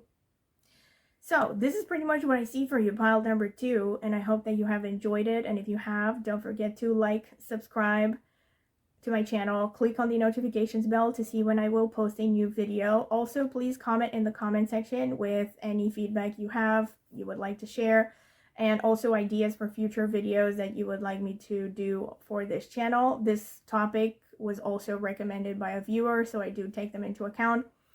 And also, I do private tarot readings. If you're interested in one, check out the video description. I will leave my contact information there. You can email me and I can send you a list of reading options with prices. And I can also send you some sample readings if you're curious. And I also left a link in the video description to reviews I have gotten for private readings before. If you're curious to see them, check out the video description. And last but not least, I also have a astrology channel, and I will be linking that in the video description as well as in the pinned comment. Go ahead and check it out. Maybe subscribe. I would greatly appreciate it. I focus mostly on Vedic astrology, but I also come from a tropical background many years ago, so I tend to draw my insights from both of them. So yeah, go ahead and check it out if you're interested. All right. Thank you for listening, and I hope to see you at my next tarot reading. Welcome, pile number 3. This is your reading if you have chosen this card over here, number 32, Touch the Sky, and or this citrine cluster crystal. So I'm going to be selecting 2 more cards, and then I'm going to be reading the oracle description for this card from the booklet. Spirit, tell me about pile number 1, the people who chose citrine crystal. What is the rest of 2023 going to bring for them? All right, those 3 wanted to come out. We have Lynx, Keeper of Secrets. Take time out from the world and be the observer. Nothing can deceive you when you trust your knowing. You see other secrets and keep them sacred. In silence and solitude, you will find your strength. All right, and we have Penguin, Authentic. Reach out to your tribe in times of need. Family gives you strength when you face the storm. Love your uniqueness. You are full of surprises. Break free from others' expectations. Just be yourself. All right, and we have Polar Bear, Mystic. Know that challenges make you stronger. Have faith when you face adversity. Take time to rest, dream, and renew your strength. Embrace your psychic abilities. You carry the shaman within. Nice. And then let me read the description for this card from the booklet. Number 32, Touch the Sky. Let me see. Lost in thoughts, isolation, sanctuary. A young girl with long braids looks down to earth from up in the skies. The small bird on her shoulder keeps her company in her cloud sanctuary. She is holding one of her braids like a lifeline, as if she is expecting somebody to climb up to her. Sometimes we are so overwhelmed by our feelings and sensations, we escape into a condition of withdrawal and separation. It is hard for other people to follow us there unless we give them a sign that they are welcome. Okay, I get the feeling. I get the general idea. Interesting. Let me see what the oracle cards have to say. I mean, the tarot card, sorry. Spirit, tell me about pile number 3, the people who chose the citrine cluster. What is the rest of 2023 going to bring for them? What is the rest of... Okay, what is the rest of 2023 going to bring for pile number 3?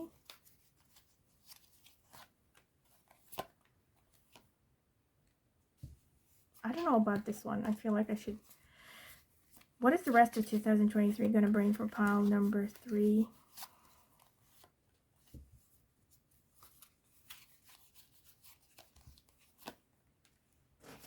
All right, let me see.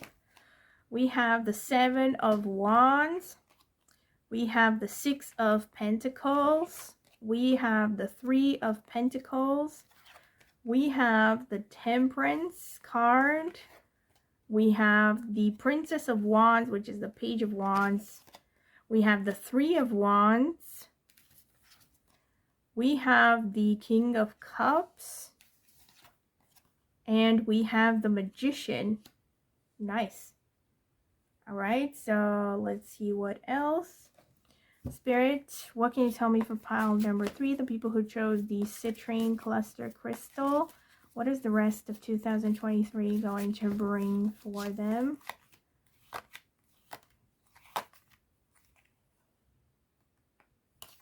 What is the rest of 2023 going to bring for pile number 3?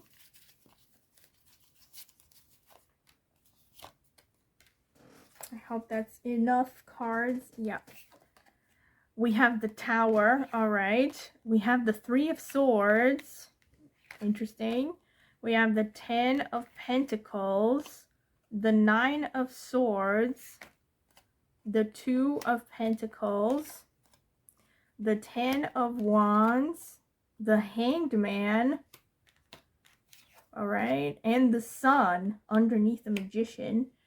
Very interesting. Pile number 3.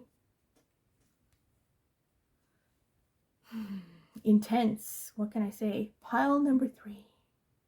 We have the Sun and citrine. That doesn't surprise me.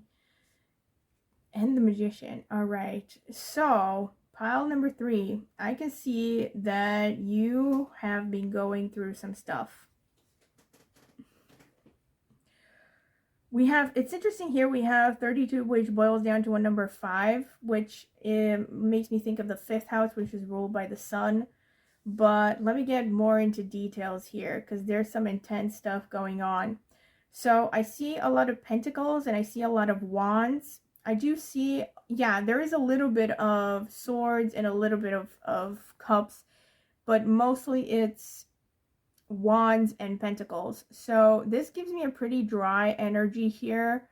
I think you're someone who is going to be really driven towards career. I feel like career is really on your mind during this time. But I also see that you have gone through some heartache, significant heartache, maybe in the recent past, or you're about to go through it.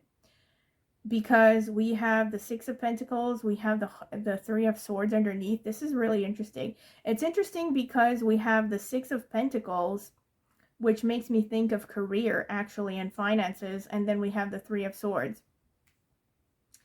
So I feel like for most of you, now, take it how it resonates, I think this could be some disappointment connected to a job. I feel like maybe you have pursued something that you thought was going to bring you the good money and, you know, lead to a good quality of life, something that you maybe really enjoy doing, and it hasn't paid off as much as you would have liked. Maybe you have lost a job that you really liked, because I also see the Tower here underneath the 7 of Wands. So I feel like for some of you, this could be it. Like you have really gone through some significant, you know, disappointment with respect to your career. For others, this could be much more pragmatic. Like maybe this is actually about, I mean, not more pragmatic, but more emotional. This could be literally about a relationship that you have invested a lot in. You have given a lot to this person. You feel like you have really put your heart out on a tray, you know, for them. You have maybe even given them a lot financially or materially, and they just disappointed you completely. This could even be, take it how it resonates for some of you, this could be about maybe having a pupil, you know, like maybe you were teaching someone and this person really disappointed you or stabbed you in the back somehow. And I feel like whichever the situation is, there's definitely a lot of heartache here. So there has been some heartache in the recent past, or it's about to happen, unfortunately. So I definitely see that, you know, I mean, with respect to this, I wouldn't know what to tell you again. So I can try to get more clarifications. Actually, hold on. So trying to get more clarifications here. Spirit, please clarify. Okay, not like that. Oh my God, we got the 2 of Cups. I asked clarify and I get the 2 of Cups. All right, but Spirit, seriously, I need more clarifications here. Please clarify the 3 of Swords, Spirit. Please clarify the 3 of Swords for me. Please. All right. Please clarify the 6 of Pentacles for me. Please clarify the 6 of Pentacles for me, Spirit. The Knight of Cups, and we have the 10 of Wands. All right. Interesting. Oh, we have the 10 of Wands again. Can you please clarify the 10 of Wands as well, Spirit? Please clarify the 10 of Wands. We have the 8 of Cups. All right, so we're kind of spinning in circles here. There's definitely some kind of emotional disappointment happening with respect to the 10 of Wands. Oh, and most importantly, all right, I've seen the clarification and I'm going to take it away. Or I'm going to put it here. The 10 of Wands came out as a clarification of the 3 of Swords and the Knight of Cups. All right, I see what is going on here. More specifically, what I'm getting is that you really felt like someone has left you out in the cold. All right, so again, take it how it resonates. Bear in mind that I'm reading for a lot of people, so there could be different situations. I am feeling that for most of you, this is not a romantic situation, but again, take it how it resonates. So if your most recent heartbreak has to do with a romantic partner, then that's probably what this is about. But I think for most of you, this is about feeling left out in the cold, like feeling you have to do everything yourself, you know? So you're feeling heartbroken by the fact that the people you have given a lot to have not given back. You know, you have had to take care of all the responsibilities and you just feel tired, exhausted. You feel like you're working yourself to the bone and like nobody else sees that you're exhausted, which is actually a confirmation of this oracle card with Touch the Sky, because the description for it basically said exactly that, you know, unless you basically say that you need help, people are not going to notice it, you know? So I feel like for many of you, especially since we also have the 10 of Pentacles, the 3 of Pentacles, so there's a lot of Pentacles, the 6 of Pentacles as well, which shows a lot of generosity, you know, with your resources, with your time, with your money.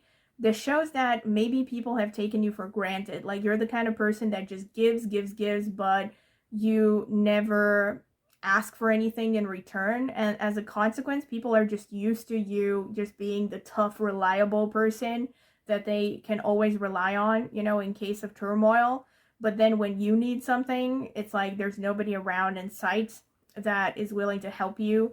So again, if this sounds like you, the solution to this is to just be open with communication, to tell people that, you know, hey, I'm tired, I need some help. It is the way it is, you know, it's as simple as that. And I actually feel the Tower in your case might actually be speaking of burnout, because you also have the 7 of Wands here, and you have the Tower with the number 16, which actually boils down to a number 7 as well. So the number 7, also the 10 of Wands that came out, the 10 of Pentacles.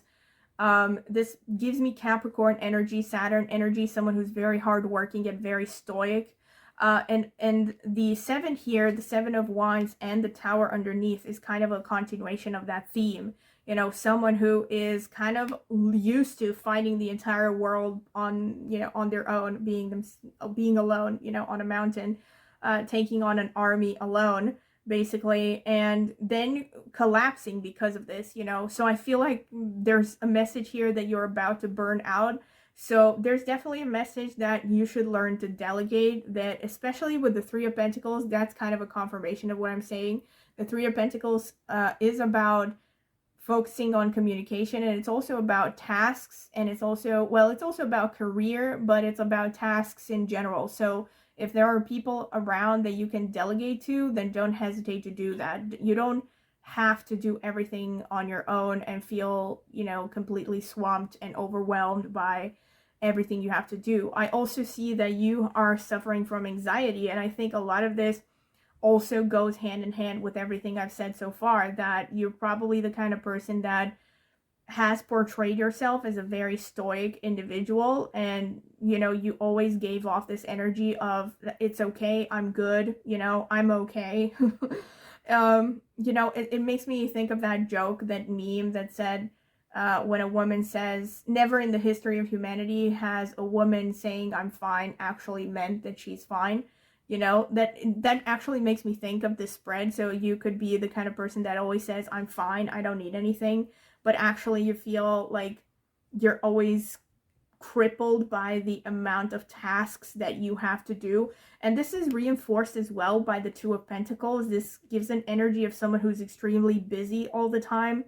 Maybe you could be, you know, juggling multiple activities.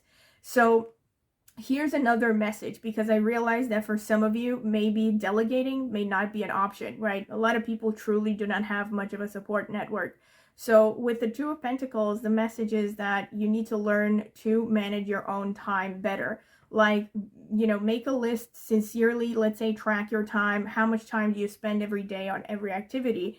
And then try to let go of the activities that are not absolutely necessary.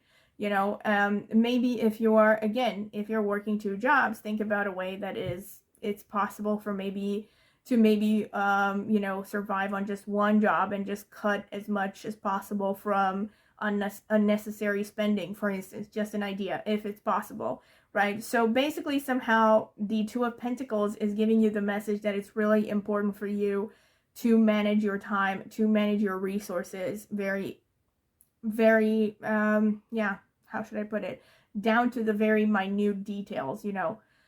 And you also have here, look at this, you have the 3 of Wands and you have the 10 of Wands underneath.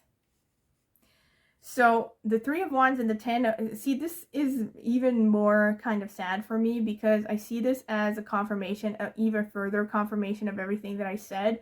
So this 3 of Wands energy, if you can see it, is this person who is basically staring at the horizon, watching ships, you know, leave the harbor while he feels left behind somehow. So I feel like there's a strong message here that you have this feeling maybe that life is passing you by, and or maybe just that the things that you really care about are things that are always beyond your reach, but then it's because you keep yourself overly busy. And now again, I'm not trying to criticize or anything, because again, some people are just working because they absolutely have to work, but I also think for some of you, you might be the kind of person that even when you don't have to work, you keep yourself busy as a way to maybe escape things. Like there might be a message that some of you are a bit workaholic.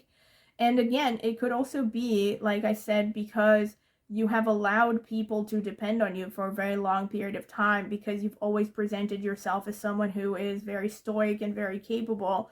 And so other people have gotten used to relying on you. And as a consequence, you feel tired all the time and you feel like other people maybe don't care about you, or that, you know, they're not pulling their weights, and you're actually secretly resentful about that. So again, if that makes sense, if that sounds like you, the message is that you need to be vocal about it. You need to, you know, speak your mind and delegate when you can. It's interesting here because you have the King of Cups and you have the Hangman. So I feel like many of you, also because of this Tower and this 3 of Swords, you're going through some kind of limbo right now. That's probably, yeah, you know, to some extent is going to be extended maybe until the end of 2023. But a lot of this, of course, always depends on how you deal with things. So your free will, basically. So I see that you are going through this limbo situation, but I also see actually a lot of Jupiter here. So you have the number 12 and the number 3 coming out. You have the number 3 here, the number 3. And you also have the number 5 a few times. So I think there's a part of you that's very adventurous and very freedom loving, but that part of you has been suppressed for various reasons, and you're starting to become very resentful of that. So I feel like a message here is, again, if you can afford to, if really you can afford to, be honest with yourself, you know. And I'm not talking about being able to afford someone without hurting someone else's fear, being able to afford something without hurting other people's feelings. I'm talking literally, if you can afford something, then go after it, you know, because I see here with the 3 of Wands, literally for some of you, it could be that maybe you want to travel, but in whichever the case is, whether you want to travel or not, 3 of Wands speaks of something you've always wanted to do, but you're kind of on the fence about it. So I think that the message here is that the power is in your hands. You do have control over your destiny, even if it seems right now like you don't, because you do have the Magician and you have the Sun card here. So these are very, especially the Magician, I mean, both of them are actually strong Sun energy, because the Magician is a number 1 and the Sun is a number 19, which boils down to a number 1 in numerology.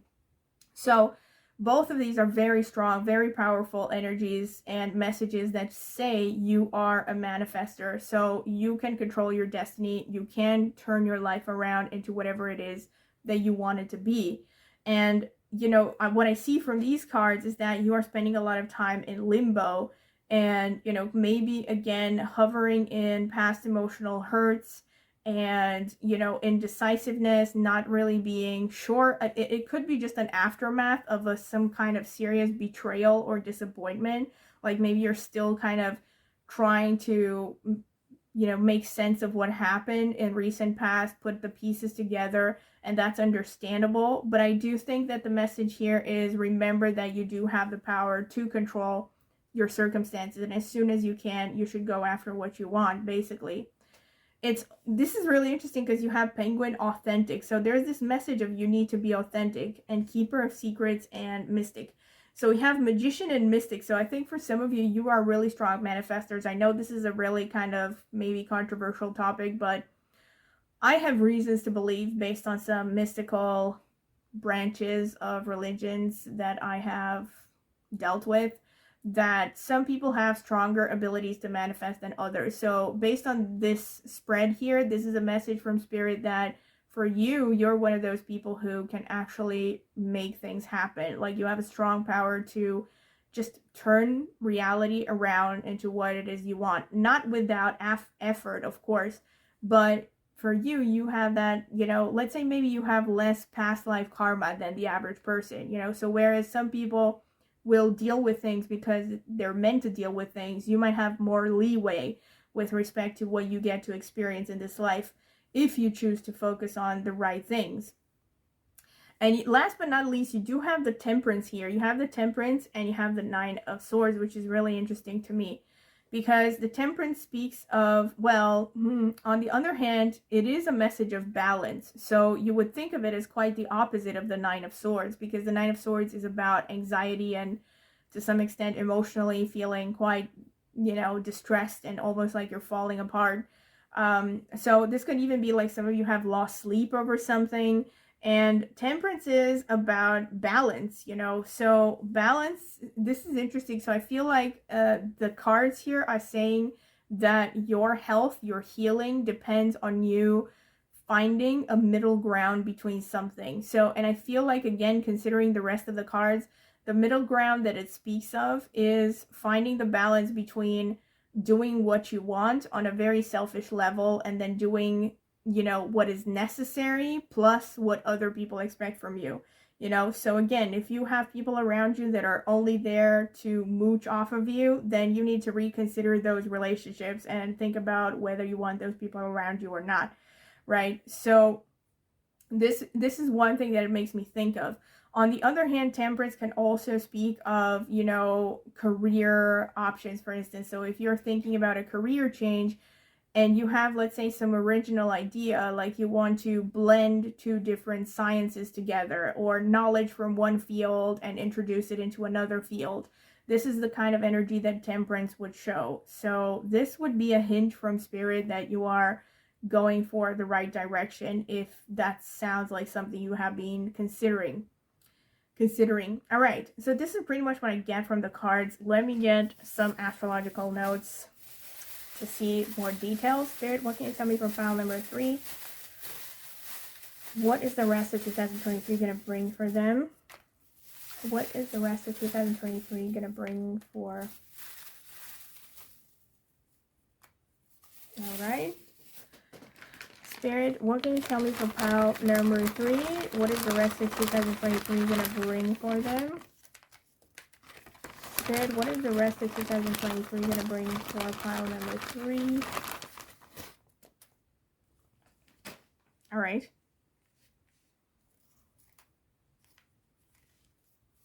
So let's see. We have the 3rd house. We have the 4th house.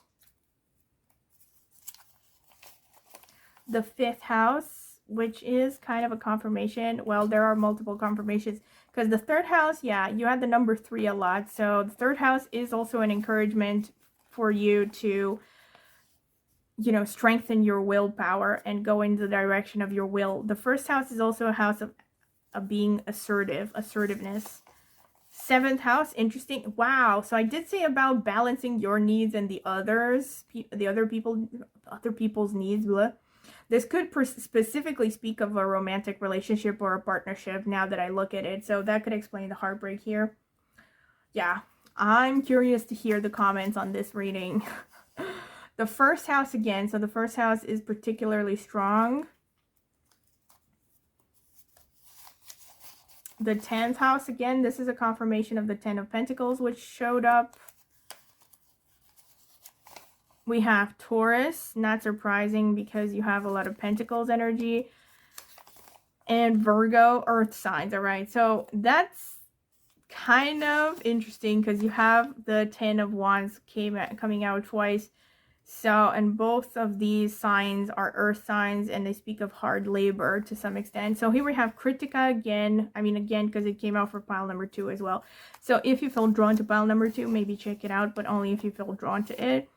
So we have the sun energy, not surprising because we also have the sun card, confirmation. We have Uttarashadha again, which is ruled by the sun, even further confirmation. So the sun energy is very strong in this spread. Mercury and Revati Nakshatra, which is about travel, by the way. So that's a confirmation of the Three of Wands. We have Satabhishak, which is about, well, it's about many things, but this is about media. It's about healing as well, and it is about emotional pain, to be honest, to some extent. At least we have Bharani, which also is about emotional heaviness to some extent. It's also about psychology. And we have Anuradha in Scorpio, which is ruled by Saturn. This is a very strong confirmation of what I said. I think many of you maybe have struggled with being workaholics. Because Anuradha is the nakshatra of the workaholics, as far as I've noticed. It tends to show people who are very disciplined and very serious and, you know, yeah, pretty much like to get lost in their work. So, yeah, strong confirmations here. Let me try to unpack all the different messages. And yes, so a lot of sun energy. You also have the sun card. So this shows that definitely within the last months of 2023, you're going to be called to develop your authenticity, actually, just like this card said.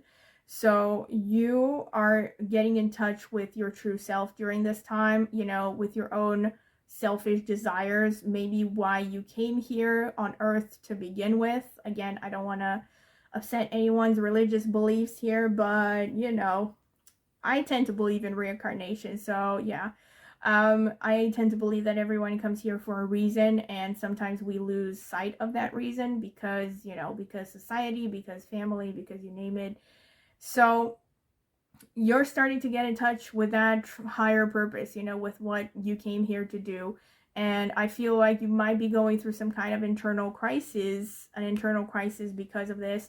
You might realize that, you know, the people maybe that you had close to you are not worth keeping, maybe. You might be going through this whole rethinking of your relationships, or realizing that people that you thought cared about you maybe didn't care about you that much, or don't seem to have your best interest at heart. So I do feel like, while on the one hand you might have, I think, either again in the recent past, or you might be going through this right now, or you might even go through this by the end of 2023, you might be going through some kind of this tower moment that I talked about, of you know, being let down by people around you, or feeling like you get no help, you don't get a break. You might, again, even have an actual physical breakdown, unfortunately, for some of you, because of overworking, you know, some kind of burnout. And so you will be forced somehow to take a break and to decide to rest, you know, which is good. This is for the better. And I feel like with Satabhishak, this is interesting because this nakshatra, I think the translation in Sanskrit from it, I don't know if it's from the name of Satabhishak or something that is just associated with, but it is also called the something like the nakshatra of 1,000 physicians to the gods, or something like that. So it has to do with healing, medicine, and by the same token, it has to do with suffering.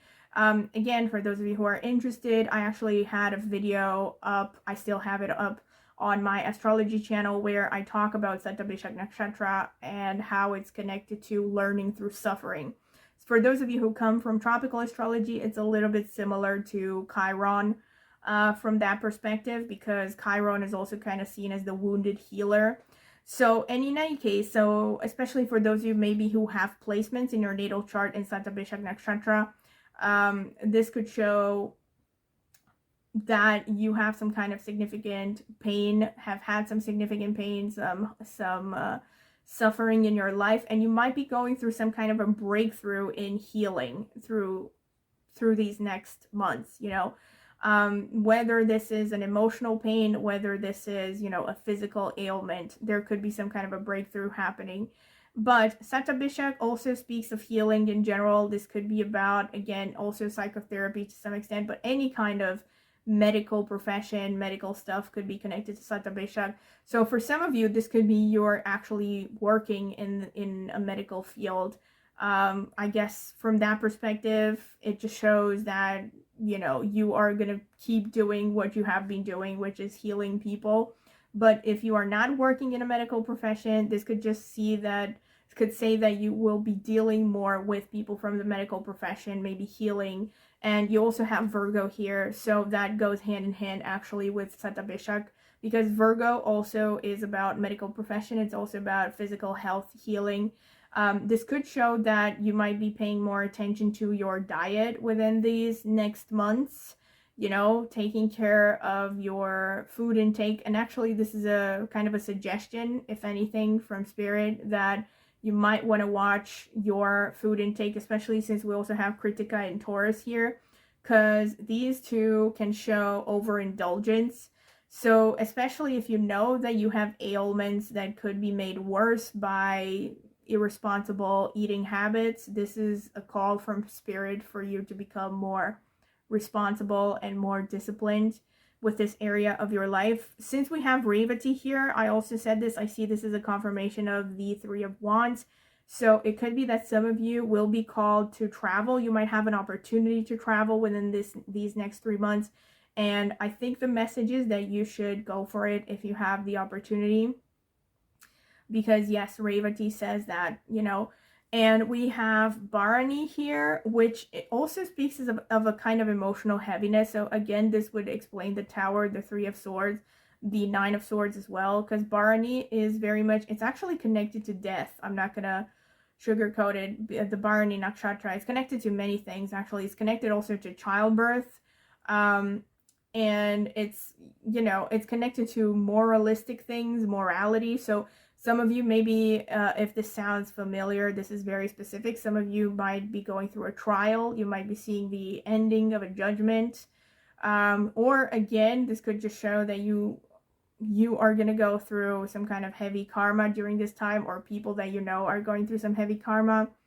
So this is some period of judgment. This can also show, though, that you might have a tendency to hold on to grudges, and I think that the message is that you should try to let go of that. I see potential anger issues here, and of course the way to deal with that is by being open about your feelings. And, you know, if you are, like I mentioned previously, so for instance, if you're doing other people's work and you're not speaking against that and you're just allowing your resentment to build up, that will turn into anger issues. But the way to deal with that is to be vocal about it and, you know, nip it in the bud, basically, instead of letting it gather.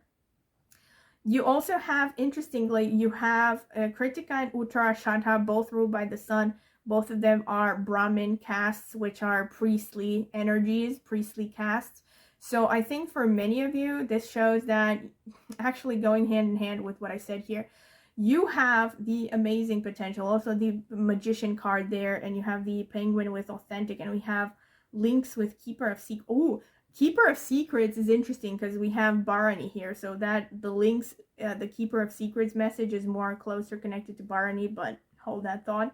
I'm going to hold that thought. So in any case, you have the Magician, you have the Mystic, you have Authentic, and you have these nakshatras. So this is a strong confirmation that you are a powerful manifester and that you are much stronger than you imagine. The interesting thing here is that you also have the Six of Pentacles, you have Kritika, and there's a strong message here that if you feel, for instance, depressed, or if you feel stuck, a good idea is to, you know, help people disinterestedly, or yeah, you know, basically. And I know this kind of sounds like a contradiction of what I said. Obviously, I'm not talking about people who are on the verge of burnout.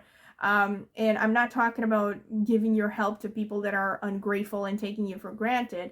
But in general, having Kritika placements shows that you are stronger than the average person. And a large portion of why you are here is to share your strength with others, is to guide people in a lower position than you, either through your teachings, which is definitely a potential expression, or literally through your strength, like by allowing people to rely on you, you know, one way or another. So I wouldn't be surprised if some of you are actually in healing professions here, or like some kind of medical professions, because I definitely see repeated themes that this could be the case. Yeah, so this is interesting because we have, you see, Bharani is also a nakshatra of endings. Like I said, it's a nakshatra of death. So I think for some of you, you might be going through some painful ending, because we have the Tower, we have the Three of Swords. And now that I look at the notes, actually, the astrological notes, I think for some of you, you may have actually ended a relationship or a business partnership, because we also have the 7th house. This is really interesting. But in any case, we have the first house twice, so this definitely shows again that you are meant to really focus on yourself, specifically your physical body. And even more specifically, this could show something to do with your head, like your teeth, your eyes, everything that's on your head, basically. So these are things that you might have issues with in the following months, or focus on healing in the following months. 5th house, again, is a message of you need to focus on what makes you happy for a change, and, you know, self-love, and maybe also teaching. Again, I feel like teaching and guiding others in a lower position through your wisdom is something that gives you comfort, actually, not just the people that you teach. So that's something that helps. I also see that within the next few months, you might become more of a homebody, or you might be called to find a balance between how much time you spend with yourself and, you know, in the comfort of your home, versus how much you give to your professional life, because of this 10th house and 4th house showing up. Some of you, very specifically, you might be working a lot on your home. You might have an urge to redecorate, you know, during this time. You might also have, like I said, opportunities to travel. I don't see so much traveling abroad, but I do see potential travels, you know, most likely domestic, maybe even abroad, but I mostly see short travels. You know, I'm not seeing like moving abroad or long periods of, you know, you starting, let's say, a 6-month contract abroad. I don't see that. But I see potential opportunities for travel, and I think you should take them based on this spread here. So in a lot of creative expression, especially if you have any ideas or interest in drama, singing, writing, these are things that will be encouraged within the next few months.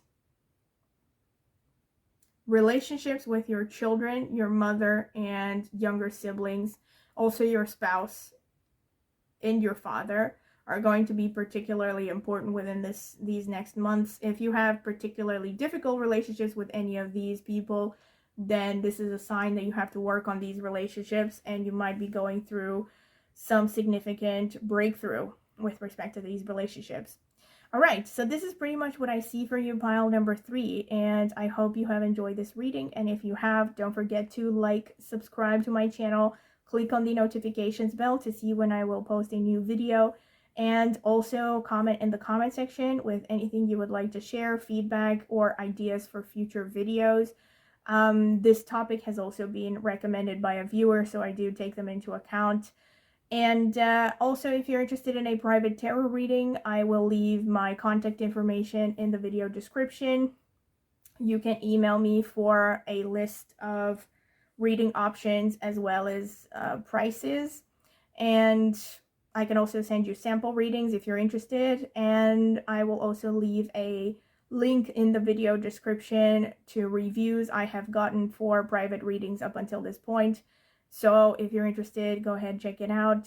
Maybe, you know, if you want to see what my private readings are, you know, what kind of reviews I have gotten. If you're curious to get a private reading, I would recommend that you read those reviews. And also, if you're interested in astrology, last but not least, I do have an astrology channel, as I have mentioned. So go ahead and check it out. I will leave it in the video description as well as in the pinned comment. Maybe subscribe. I would greatly appreciate it. I do focus mostly on Vedic astrology, but I also have a background in tropical astrology. So I tend to get my insights from both of them. So if you're curious, go ahead and check it out. Maybe subscribe. I would greatly appreciate it. Thank you very much for listening, and I hope to see you at my next tarot reading. Bye! Welcome, pile number 4. This is your reading if you have chosen this card over here with number 15, Elixir of Life, and or this amethyst cluster. And I'm going to be choosing some oracle cards, all right?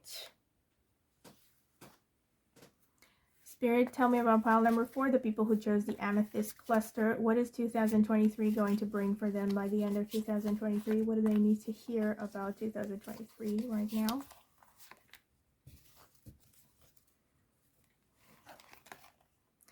So we have Snow Leopard and Wolf. All right. Snow Leopard, self-reliance. You are strongly independent and often solitary. Integrity is important for your best outcome. Cloak yourself with invisibility and walk with the shamans. Use your intuition and let your life unfold in silent perfection. Wolf, Pathfinder, release your past and start a new journey. You are a teacher and help others find their way. There will be challenges, but your soul is strong. Perseverance is your secret power. You have a love that endures. Oh, wait, all right. And now I'm gonna read the description for this card from the booklet. Number 15, let's see. Elixir of Life, healing, consolidation, reinvigoration, truth.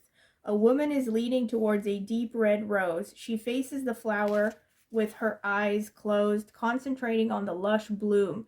She is receiving the sweet scent of nature and the energy of life. The wind rustles her hair, whispering the truths of the universe into her ears. She can hear her own breath mingling with the wind.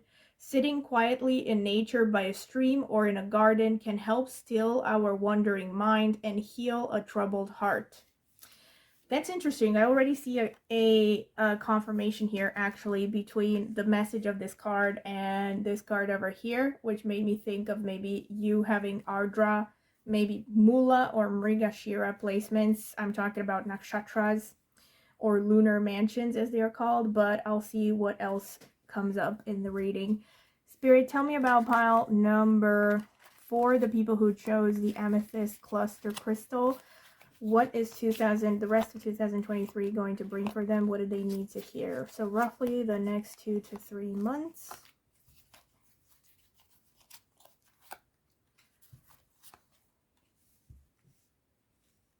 All right.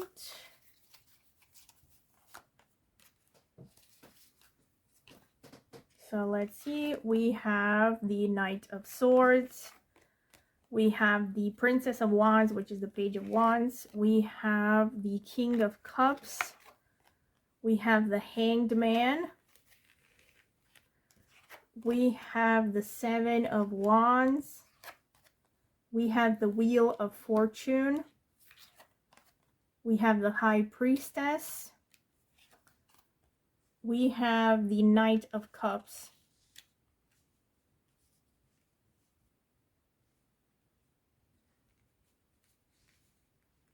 All right, more cards. Spirit, tell me about pile number 4, the people who chose the amethyst crystal. What is the rest of 2023 going to bring for them?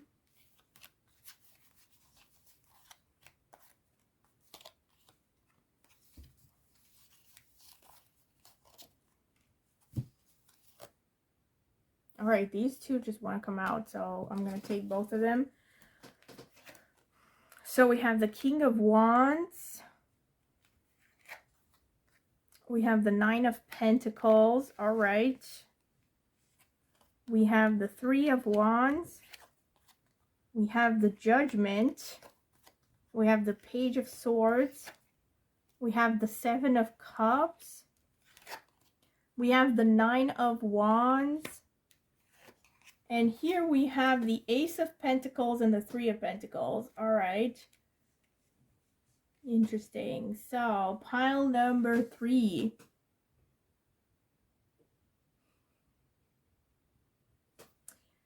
Self-reliance and Pathfinder.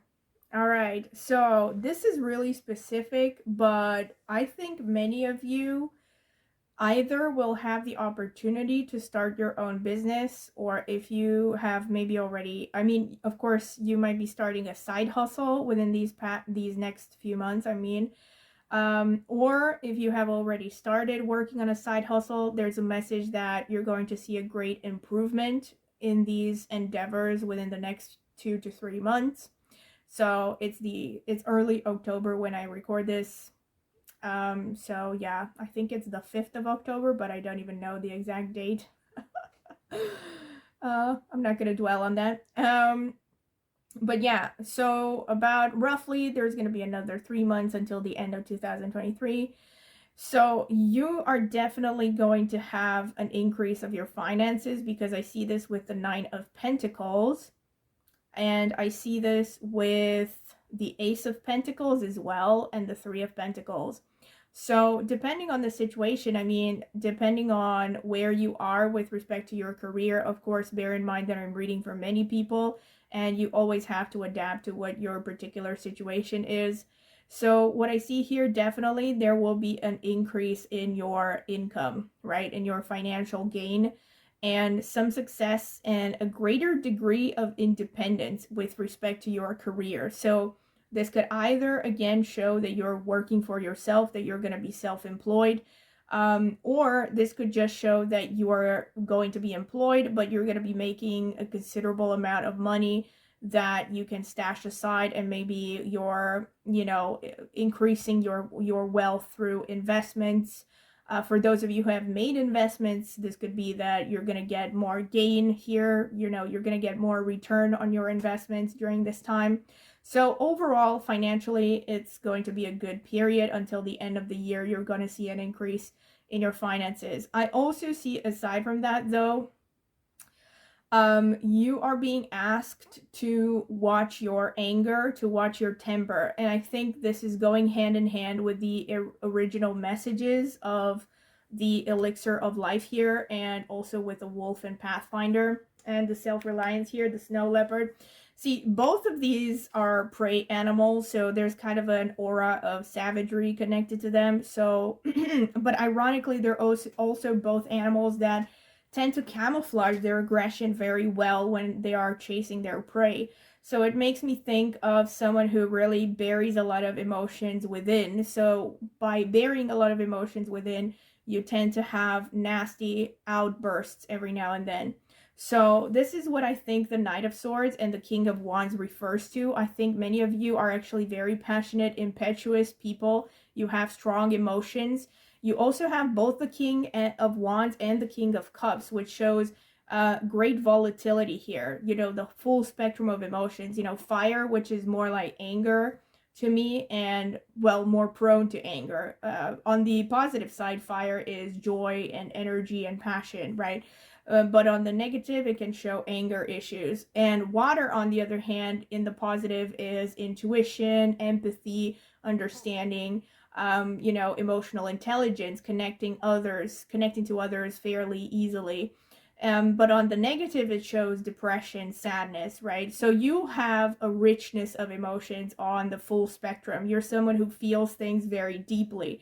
And the problem is that if you try to bury or suppress your emotions, they will come out through violent outbursts. You will have increasingly higher difficulty in controlling these emotions. So it's a good idea for you to practice something like meditation, or to go in nature, and just like this card suggests, take time in nature, relax, get in touch with yourself, meditate. Or maybe if you don't have that option, because of course not everyone has that, you could just, of course, take pets or take care of plants within your home, or just do anything that takes your full attention in the present. So things like drawing. Again, meditating is a good idea, but it's not for everyone, I guess. Drawing could be a thing, or even coloring books, coloring mandalas, these kinds of activity. Obviously it could be knitting for some people, for others it could be doing Sudoku or whatever. But doing these kinds of activities that 100% take up 100% of your attention in the moment, these are things that are very relaxing for the mind, because you just focus on doing something simple that doesn't keep your mind hyperactive and hyper focused, and it helps you relax, really. So taking up these kinds of hobbies, practicing them regularly could really help you in controlling your temper, your emotions in general, and it's just good for your overall health, really. What I see that is particularly interesting here is that you have the 10, well, it's number 10, but it's the Wheel of Fortune, and you have the 7 of Cups underneath. So this is interesting to me because this shows potential confusion here. See, the Wheel of Fortune speaks of a lot of sudden changes. This is a lot of 8th house energy, which is Scorpio, you know, energy, and it's also a lot of sudden changes. And don't get me wrong, I feel like you are still going to have some significant challenges to go through by the end of the year, even though I see a lot of positive outcomes as well. Because you have the Judgment here, and look at this, you have the Hangman and the Judgment. So to me, it says that there is an element of fatedness connected to what's going to happen in your life within the next 3 months. So I feel like, I know this is going to sound like cheesy and it's not what people want to hear, but the message is you should give up control, at least to some extent, when it comes to things that you cannot control, right? To just accept the fact that there are things out there that are beyond your control, and just trust that there is a higher plan for you, there is a higher design, and that whatever is happening that is beyond your control is according to God's plan for you. And I know that sounds like cheesy, and it's not what some people want to hear, definitely not what the atheists or the New Age secret believers want to hear, that you can control your reality 100%. But according to my views, at least, and I have talked about this on my astrology channel, I do believe that the karma is real, and unfortunately, to some extent, we cannot control our destiny in this lifetime. So this is what I see here, that you have this Judgment card that is kind of a reminder, and I see especially with respect to your confusion, because the Hangman speaks of you maybe not even necessarily being confused, but just being in a state where you're not happy for one reason or another, right? It's because either you don't know which way to go, or you just don't like your circumstances entirely, right? This is what the Hangman tends to show. It tends to show you're kind of stuck in this limbo phase, or you're feeling like maybe you're not progressing fast enough with respect to your goals. Maybe you're working towards something, but you're not seeing enough progress. And I definitely see that the message here is you need to be patient, and you need to trust that there is a higher plan, right? The Judgment card supports that, really. But the Judgment card also with the 7 of, see, these two columns here go hand in hand the way that I see it. Because you have here the Wheel of Fortune, which speaks of basically painful changes, right? Because the Wheel of Fortune also has the 4 fixed signs represented on it. You know, this is Taurus, this is Leo, this is Scorpio, this is Aquarius. So the fixed signs from astrology, as you may know, do not like change. So it's quite ironic that you would put the fixed signs on the Wheel of Fortune, which is significant of change. And that's to show that these changes are not desired changes, that they are going to be quite painful. And there are going to be situations where maybe you have to adapt very quickly. Maybe you have to make snap decisions that, you know, potentially could mark the rest of your life. Maybe even, I'm not trying to put a lot of pressure, but let's say you're going to mark the progress of your life for an extended period of time. And a very strong message with respect to these changes is you might find yourself in this confusion, turmoil, whatever. When you are in this chaos and confusion, do not go for the shiniest objects, right? This is what the 7 of Cups shows. It's basically a message of be careful, that to remember that not all that glitters is gold, right? So for instance, if you are considering changing your job, right, this message is don't just go for the job that is going to offer you the most benefits and the highest pay, even when the job in itself is not aligning to your higher purpose or to your long-term plans. If you know that this job, for instance, is going to be something you just effing hate, but, you know, the material side of you that is groomed by society is going to think, well, I should take this job because they offer amazing benefits. I'm going to be such a I would be such a sucker for turning it down. But deep down inside, you know that this is not what you want to do with your life or with your time. Then you should be focusing on what your inner voice is telling you, what your intuition is telling you. Don't just think about, what this job is offering within, within material limits, because you're going to pay for it in, psychological suffering and time wasted that is basically keeping you away from what you truly like to do and what you're truly meant to do in this lifetime. You know what I mean? That's pretty much what I'm using it as an example. It doesn't necessarily have to do with a job. It could be connected to a lot of things. But whatever your decisions are, just be sure that you're not just going for the flashiest thing out there, and instead think about things rationally, put things in perspective, and think, how is this matching my vision for my life, or the kind of person I want to be, or my long-term goals. Even doesn't even have to be like, the rest of my life, but maybe how does this match my plan for the next 5 years. And it's interesting, here we have the High Priestess and we have the Nine of Wands here. The Nine of Wands as well as the Seven of Wands, they speak of being tired and defensive. Especially the Nine of Wands speaks of you being defensive, because it is also connected to the number 9, which is ruled by Mars. So, this is interesting.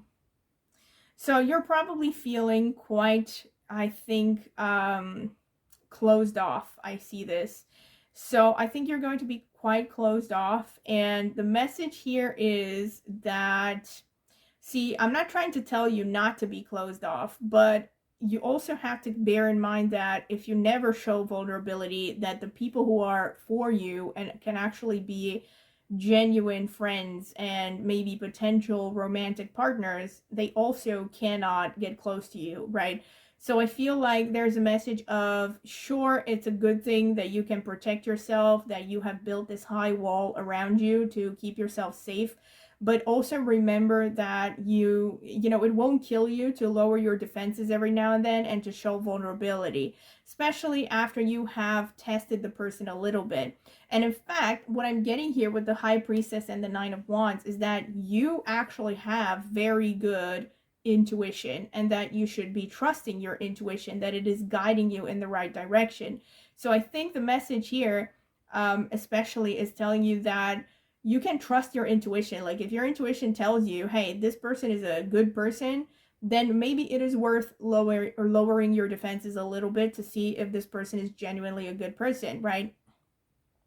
And if not, you have the ability to protect yourself against anyone, because I see that there is a lot of toughness here that has been built for over a long period of time. You also have the snow leopard here and the wolf, which shows a lot of resilience, but you should learn to trust your intuition. There's definitely that, like, trust your intuition, not just with respect to people, actually, with respect to anything, with respect to, career opportunities and your life path, whatever you want to do later in life. Your intuition is guiding you in the right direction. So you can trust it to tell you which people are good for you, which people are bad for you, and also which opportunities are good for you, which opportunities are bad. So the bottom line is, you can just rely on your intuition to a large extent to avoid being wound up and defensive all the time. The world is not going to collapse. Even if you make a mistake and you trust the wrong person, you can trust your ability to recover from a setback, basically. And you also have the Knight of Cups here, and it's interesting, you have the Ace of Pentacles and the Three of Pentacles that wanted to come out together. So this is a message that is actually going hand in hand with these cards over here, the Knight of Swords and the King of Wands, that is basically saying it's really important for you to work on your ability to relate to other people, your emotional intelligence, relating, especially professionally. Your progress depends on your ability to relate to people from other teams or people from different backgrounds. So focusing on developing your emotional intelligence, again, trusting your intuition more, because you do have a natural sort of ability as well with the High Priestess and the King of Cups. You have a natural talent, actually, for spotting people's natural tendencies, right? So using these intuitive abilities, you can easily decide which people are good, which people are bad. But you also need to learn, you know, to some extent. I personally hate this advice, especially when I would read it from other people or other sources. But I'm going to read what the cards are saying right now. So I feel like the cards are saying you do need to cultivate, let's say, a little bit of a poker face, you know, just a little bit. It doesn't mean you have to be fake or inauthentic, but you need to learn. For instance, use your intuition. And if your intuition is telling you, well, this person is a narcissist, then don't try to waste your time, you know, forming a connection with them when you know that they're too far gone to have a genuine interaction with, you know. And also controlling to some extent your reactivity to, you know, every person's BS, basically. So, and the Ace of Pentacles here as well is a great sign, like I said initially. So Ace of Pentacles, also the Nine of Pentacles, show the Ace of Pentacles in itself is just showing a gift, you know. It's showing an increase of your finances within these next months. This could be, let's say, a new job opportunity. This could be, like I said, it could be a return of previous investments. See how it resonates, because again, there will be a lot of people watching this, so it depends on each individual.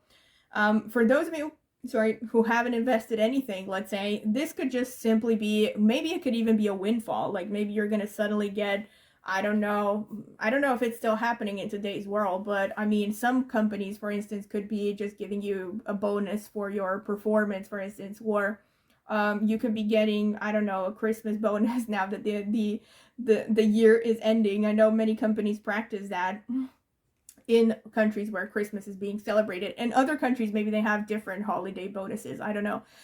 Or maybe just the, what is it called? The 13th salary, right? It's an extra salary at the end of the year. So this is just showing, yeah, some kind of a windfall could be coming in. For those of you who are maybe self-employed, again, this could be that you might be getting more clients, or you might be getting more business opportunities within these next few months. Yeah, so in any case, the Ace of Pentacles is good. It's definitely showing some kind of increase of your finances. Very positive aspect. All right, so this is pretty much what I see actually from the cards. I'm going to get the astrological notes. Let me see. Don't laugh at my setup because I'm traveling and I had to adapt, all right? So it's plastic bags. Spirit, tell me about pile number 4.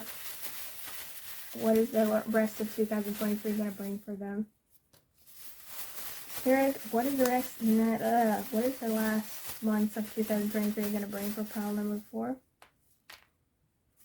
Actually, no, okay. All right. Spirit, tell me about pile number 4. What are the last months of 2023 going to bring for them? What is the rest of 2023 going to bring for them from the moment that they watch this video? What do they need to hear, Spirit, about the last months of 2023? All right. So let's see.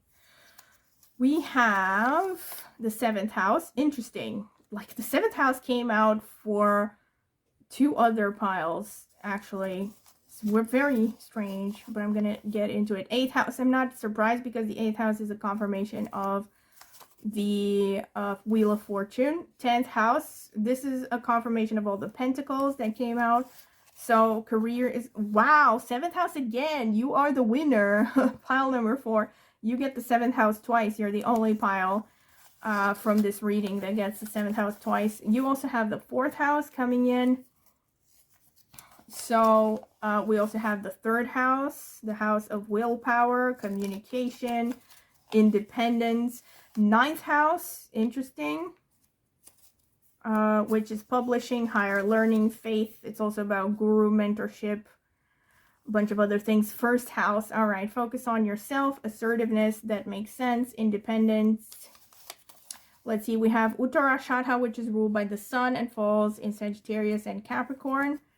Very independent energy. We have Jyeshta, which falls in Scorpio and is ruled by Mercury.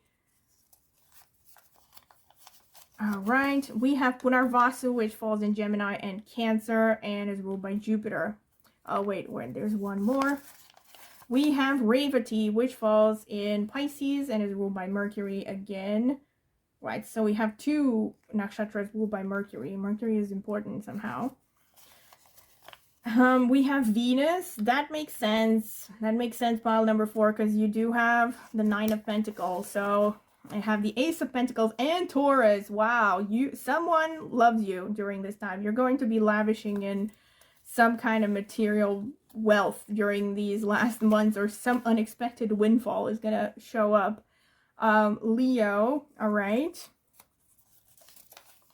And Jupiter. All right, so you have some pretty strong Jupiter energy going on. This makes sense because, hello, we have Venus and Jupiter. You know, Venus and Jupiter conjunct in the natal chart is a strong signifier of wealth, for instance. So I'm not surprised that these 2 came together. We also have Taurus, which of course is connected to wealth and enjoying the finer things in life. So, all right. Let me get into it. First of all, can I just say this before I forget it? Because you have Giesta, you have Venus, you have Taurus, you have Jupiter, you have 8th house, you have 10th house, you have 9th house.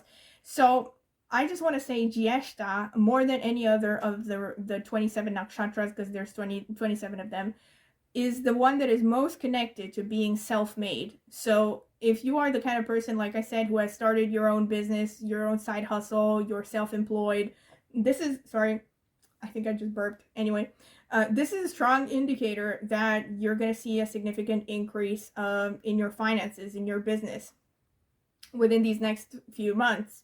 Because again, Giesta is seen as self-made, you know, people who make it through their own efforts. And in fact, if you look at a lot of famous people, there are a lot of famous people who have Giesta placements, who have had rags to riches tales.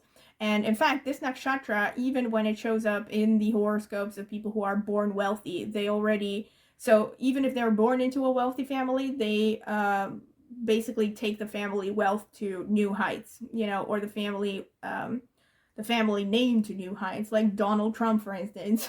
I know maybe some people are not going to be flattered to be compared to him, but he's an example that I can think of, and I'm pretty sure he has Moon in Giesta. I'm pretty sure, not 100%, but that's how I remember it.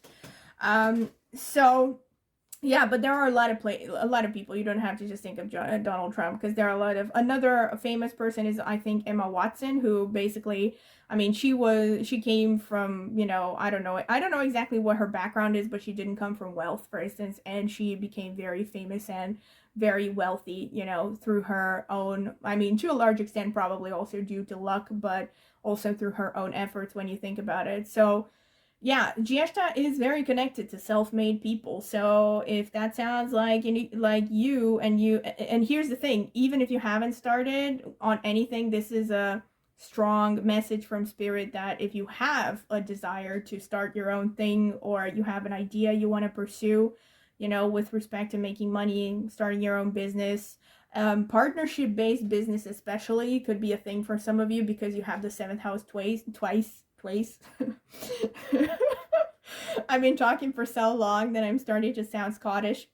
So yeah, it could be a strong indication that you are meant to, you know, start your own thing. The 3rd house as well. 3rd house is the house of, again, self-efforts and independence. And in fact, in the natal horoscope, for instance, when you have strong connections between the 10th and the 3rd houses, it's a strong indication that the person should be self-employed as opposed to being an employee, because that's how they're going to make their money faster and more money. So that's about career, that's about money. But you also have Punarvasu, which is interesting. So you have a lot of Jupiter. See, Punarvasu is ruled by, oh my god. Oh my god, I was just thinking, because Donald Trump also has strong Punarvasu, but I don't remember which placements. In any case, let's forget about Donald Trump. Punarvasu is connected to a priestly caste. It's connected to teachings, and it's also connected to trying things twice, which is, I think, maybe important for some of you. So this is very specific, but maybe some of you, for instance, have tried to do something in the past and have failed. So this could be a message that within these next months, you should be trying again and you might succeed.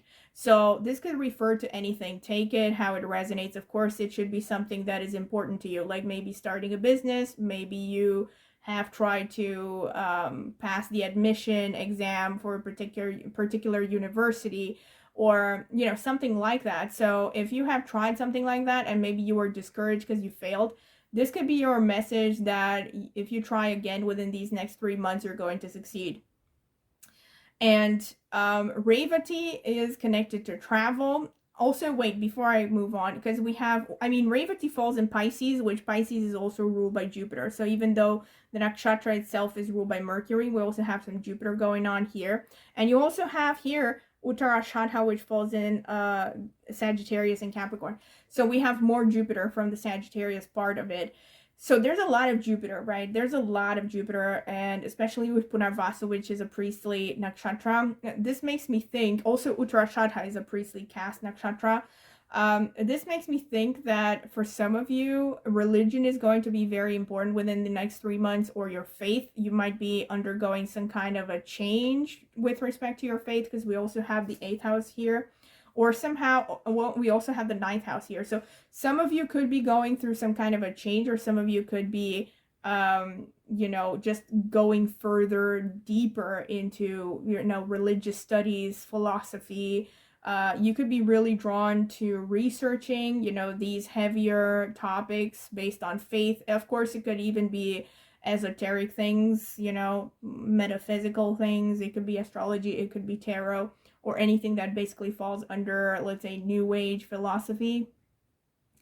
Another thing that you see here is we have, Rider-Waite, like I said. So Rider-Waite is connected to luck while traveling. So if you have the opportunity to travel, I think many of you actually will have something to do with travel within the next few months, because you also have the 9th house, you also have the 8th house, you also have the 7th house.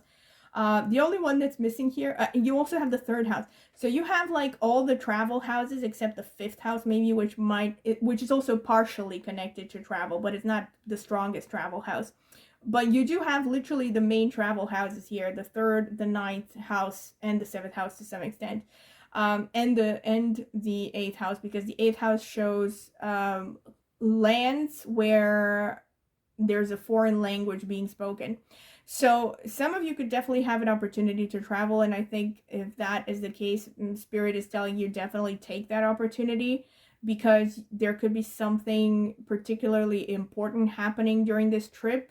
Again, very specific, but some of you really could be meeting your future spouse within these next months.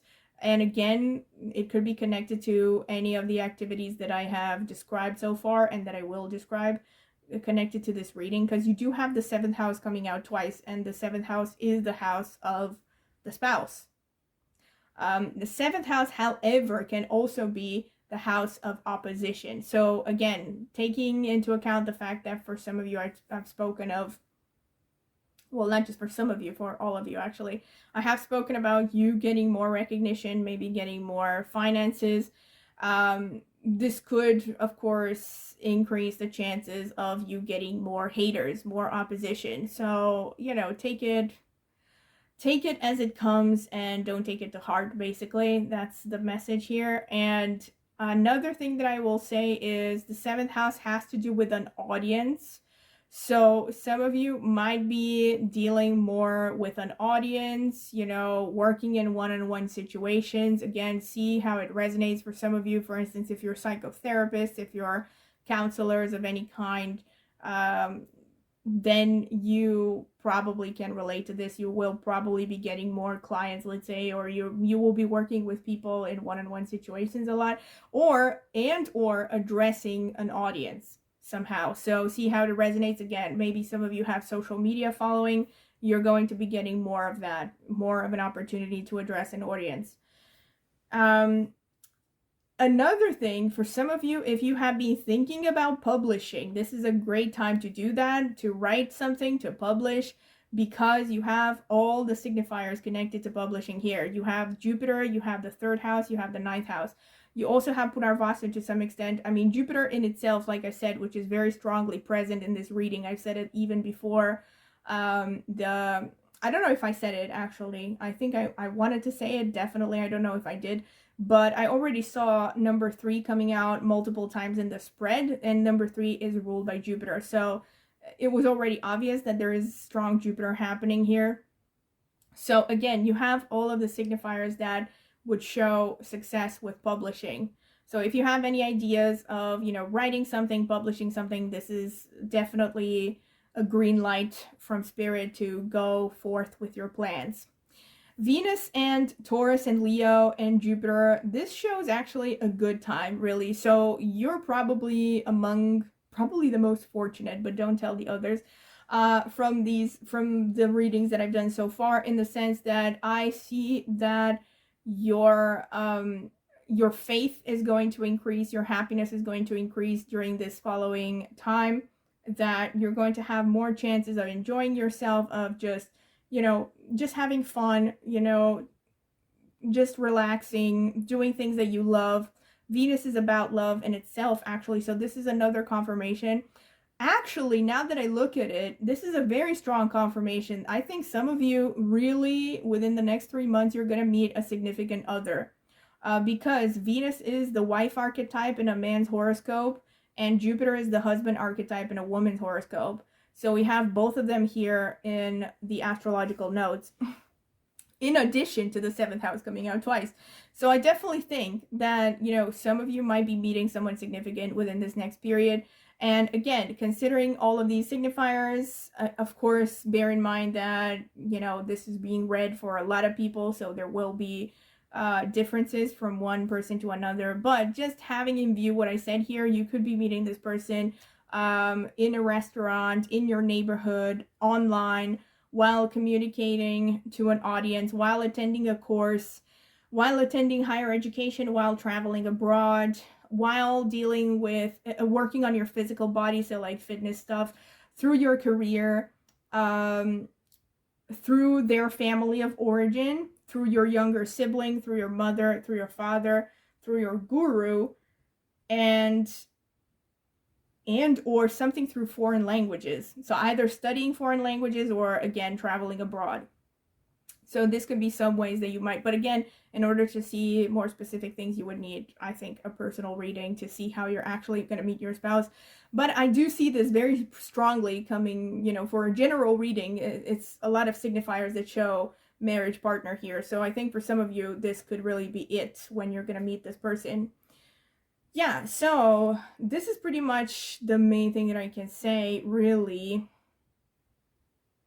with respect to, let me think, but let me look all over everything to see. I did briefly mention this, but I'm going to say this again. So I definitely think your intuition is going to increase. I also see that the 10th and the 4th house came out for you. So the 10th and the 4th house came out again for another, I'm pretty sure, another reading or another 2 readings. I don't remember. But the 4th and the 10th house here show that you're going to be required to have a balance between the introverted side of you and the extroverted side of you. So the side of you that is dedicated towards your career is the 10th house. The 4th house is more the introverted homebody side of you. So you're going to have to find a balance between how much you give to yourself, to spend time, in privacy and rejuvenating and sleeping and all that stuff, and how much you dedicate towards your career, right? So that's something that I see that is really important. For some of you, very specifically, you might actually be moving abroad because you do have the 4th and the 9th houses together. For others yet, this is a strong signifier that you are going to be starting some kind of a study, so especially I see PhD and above, or very specialized studies. So if you're thinking about enrolling in courses, this could be a strong indicator that you are meant to do that. And another thing, last but not least, the 4th house is about real estate and vehicles. So you could be having gains with respect to these topics, or again, if you're thinking of investment, maybe consider investing in something to do with vehicles and or real estate. So yeah, this is pretty much what I can see for you, pile number 4, and I hope that you have enjoyed it. And if you have, don't forget to like the video. Please subscribe to my channel if you haven't done so already, and also please click on the notifications bell if you want to see when I will post a new video. Also, please comment in the comment section with feedback you would like to give or ideas for future readings that you would like me to do on this channel. This topic was also requested, so I do take them into account. And also, if you're interested in a private tarot reading, you can check out the video description. I will leave my contact information there. You can email me for a pricing list, a list of reading options, as well as sample readings if you are curious to get them. And also in the video description, you will find a link to reviews I have gotten for private tarot readings if you're interested to check them out. Also, last but not least, I have an astrology channel, and I will be linking it in the video description as well as in the pinned comment. So if you're interested in that, go ahead and check it out. Maybe subscribe. I would greatly appreciate it. Thank you very much for listening, and I hope to see you at my next tarot reading. Bye!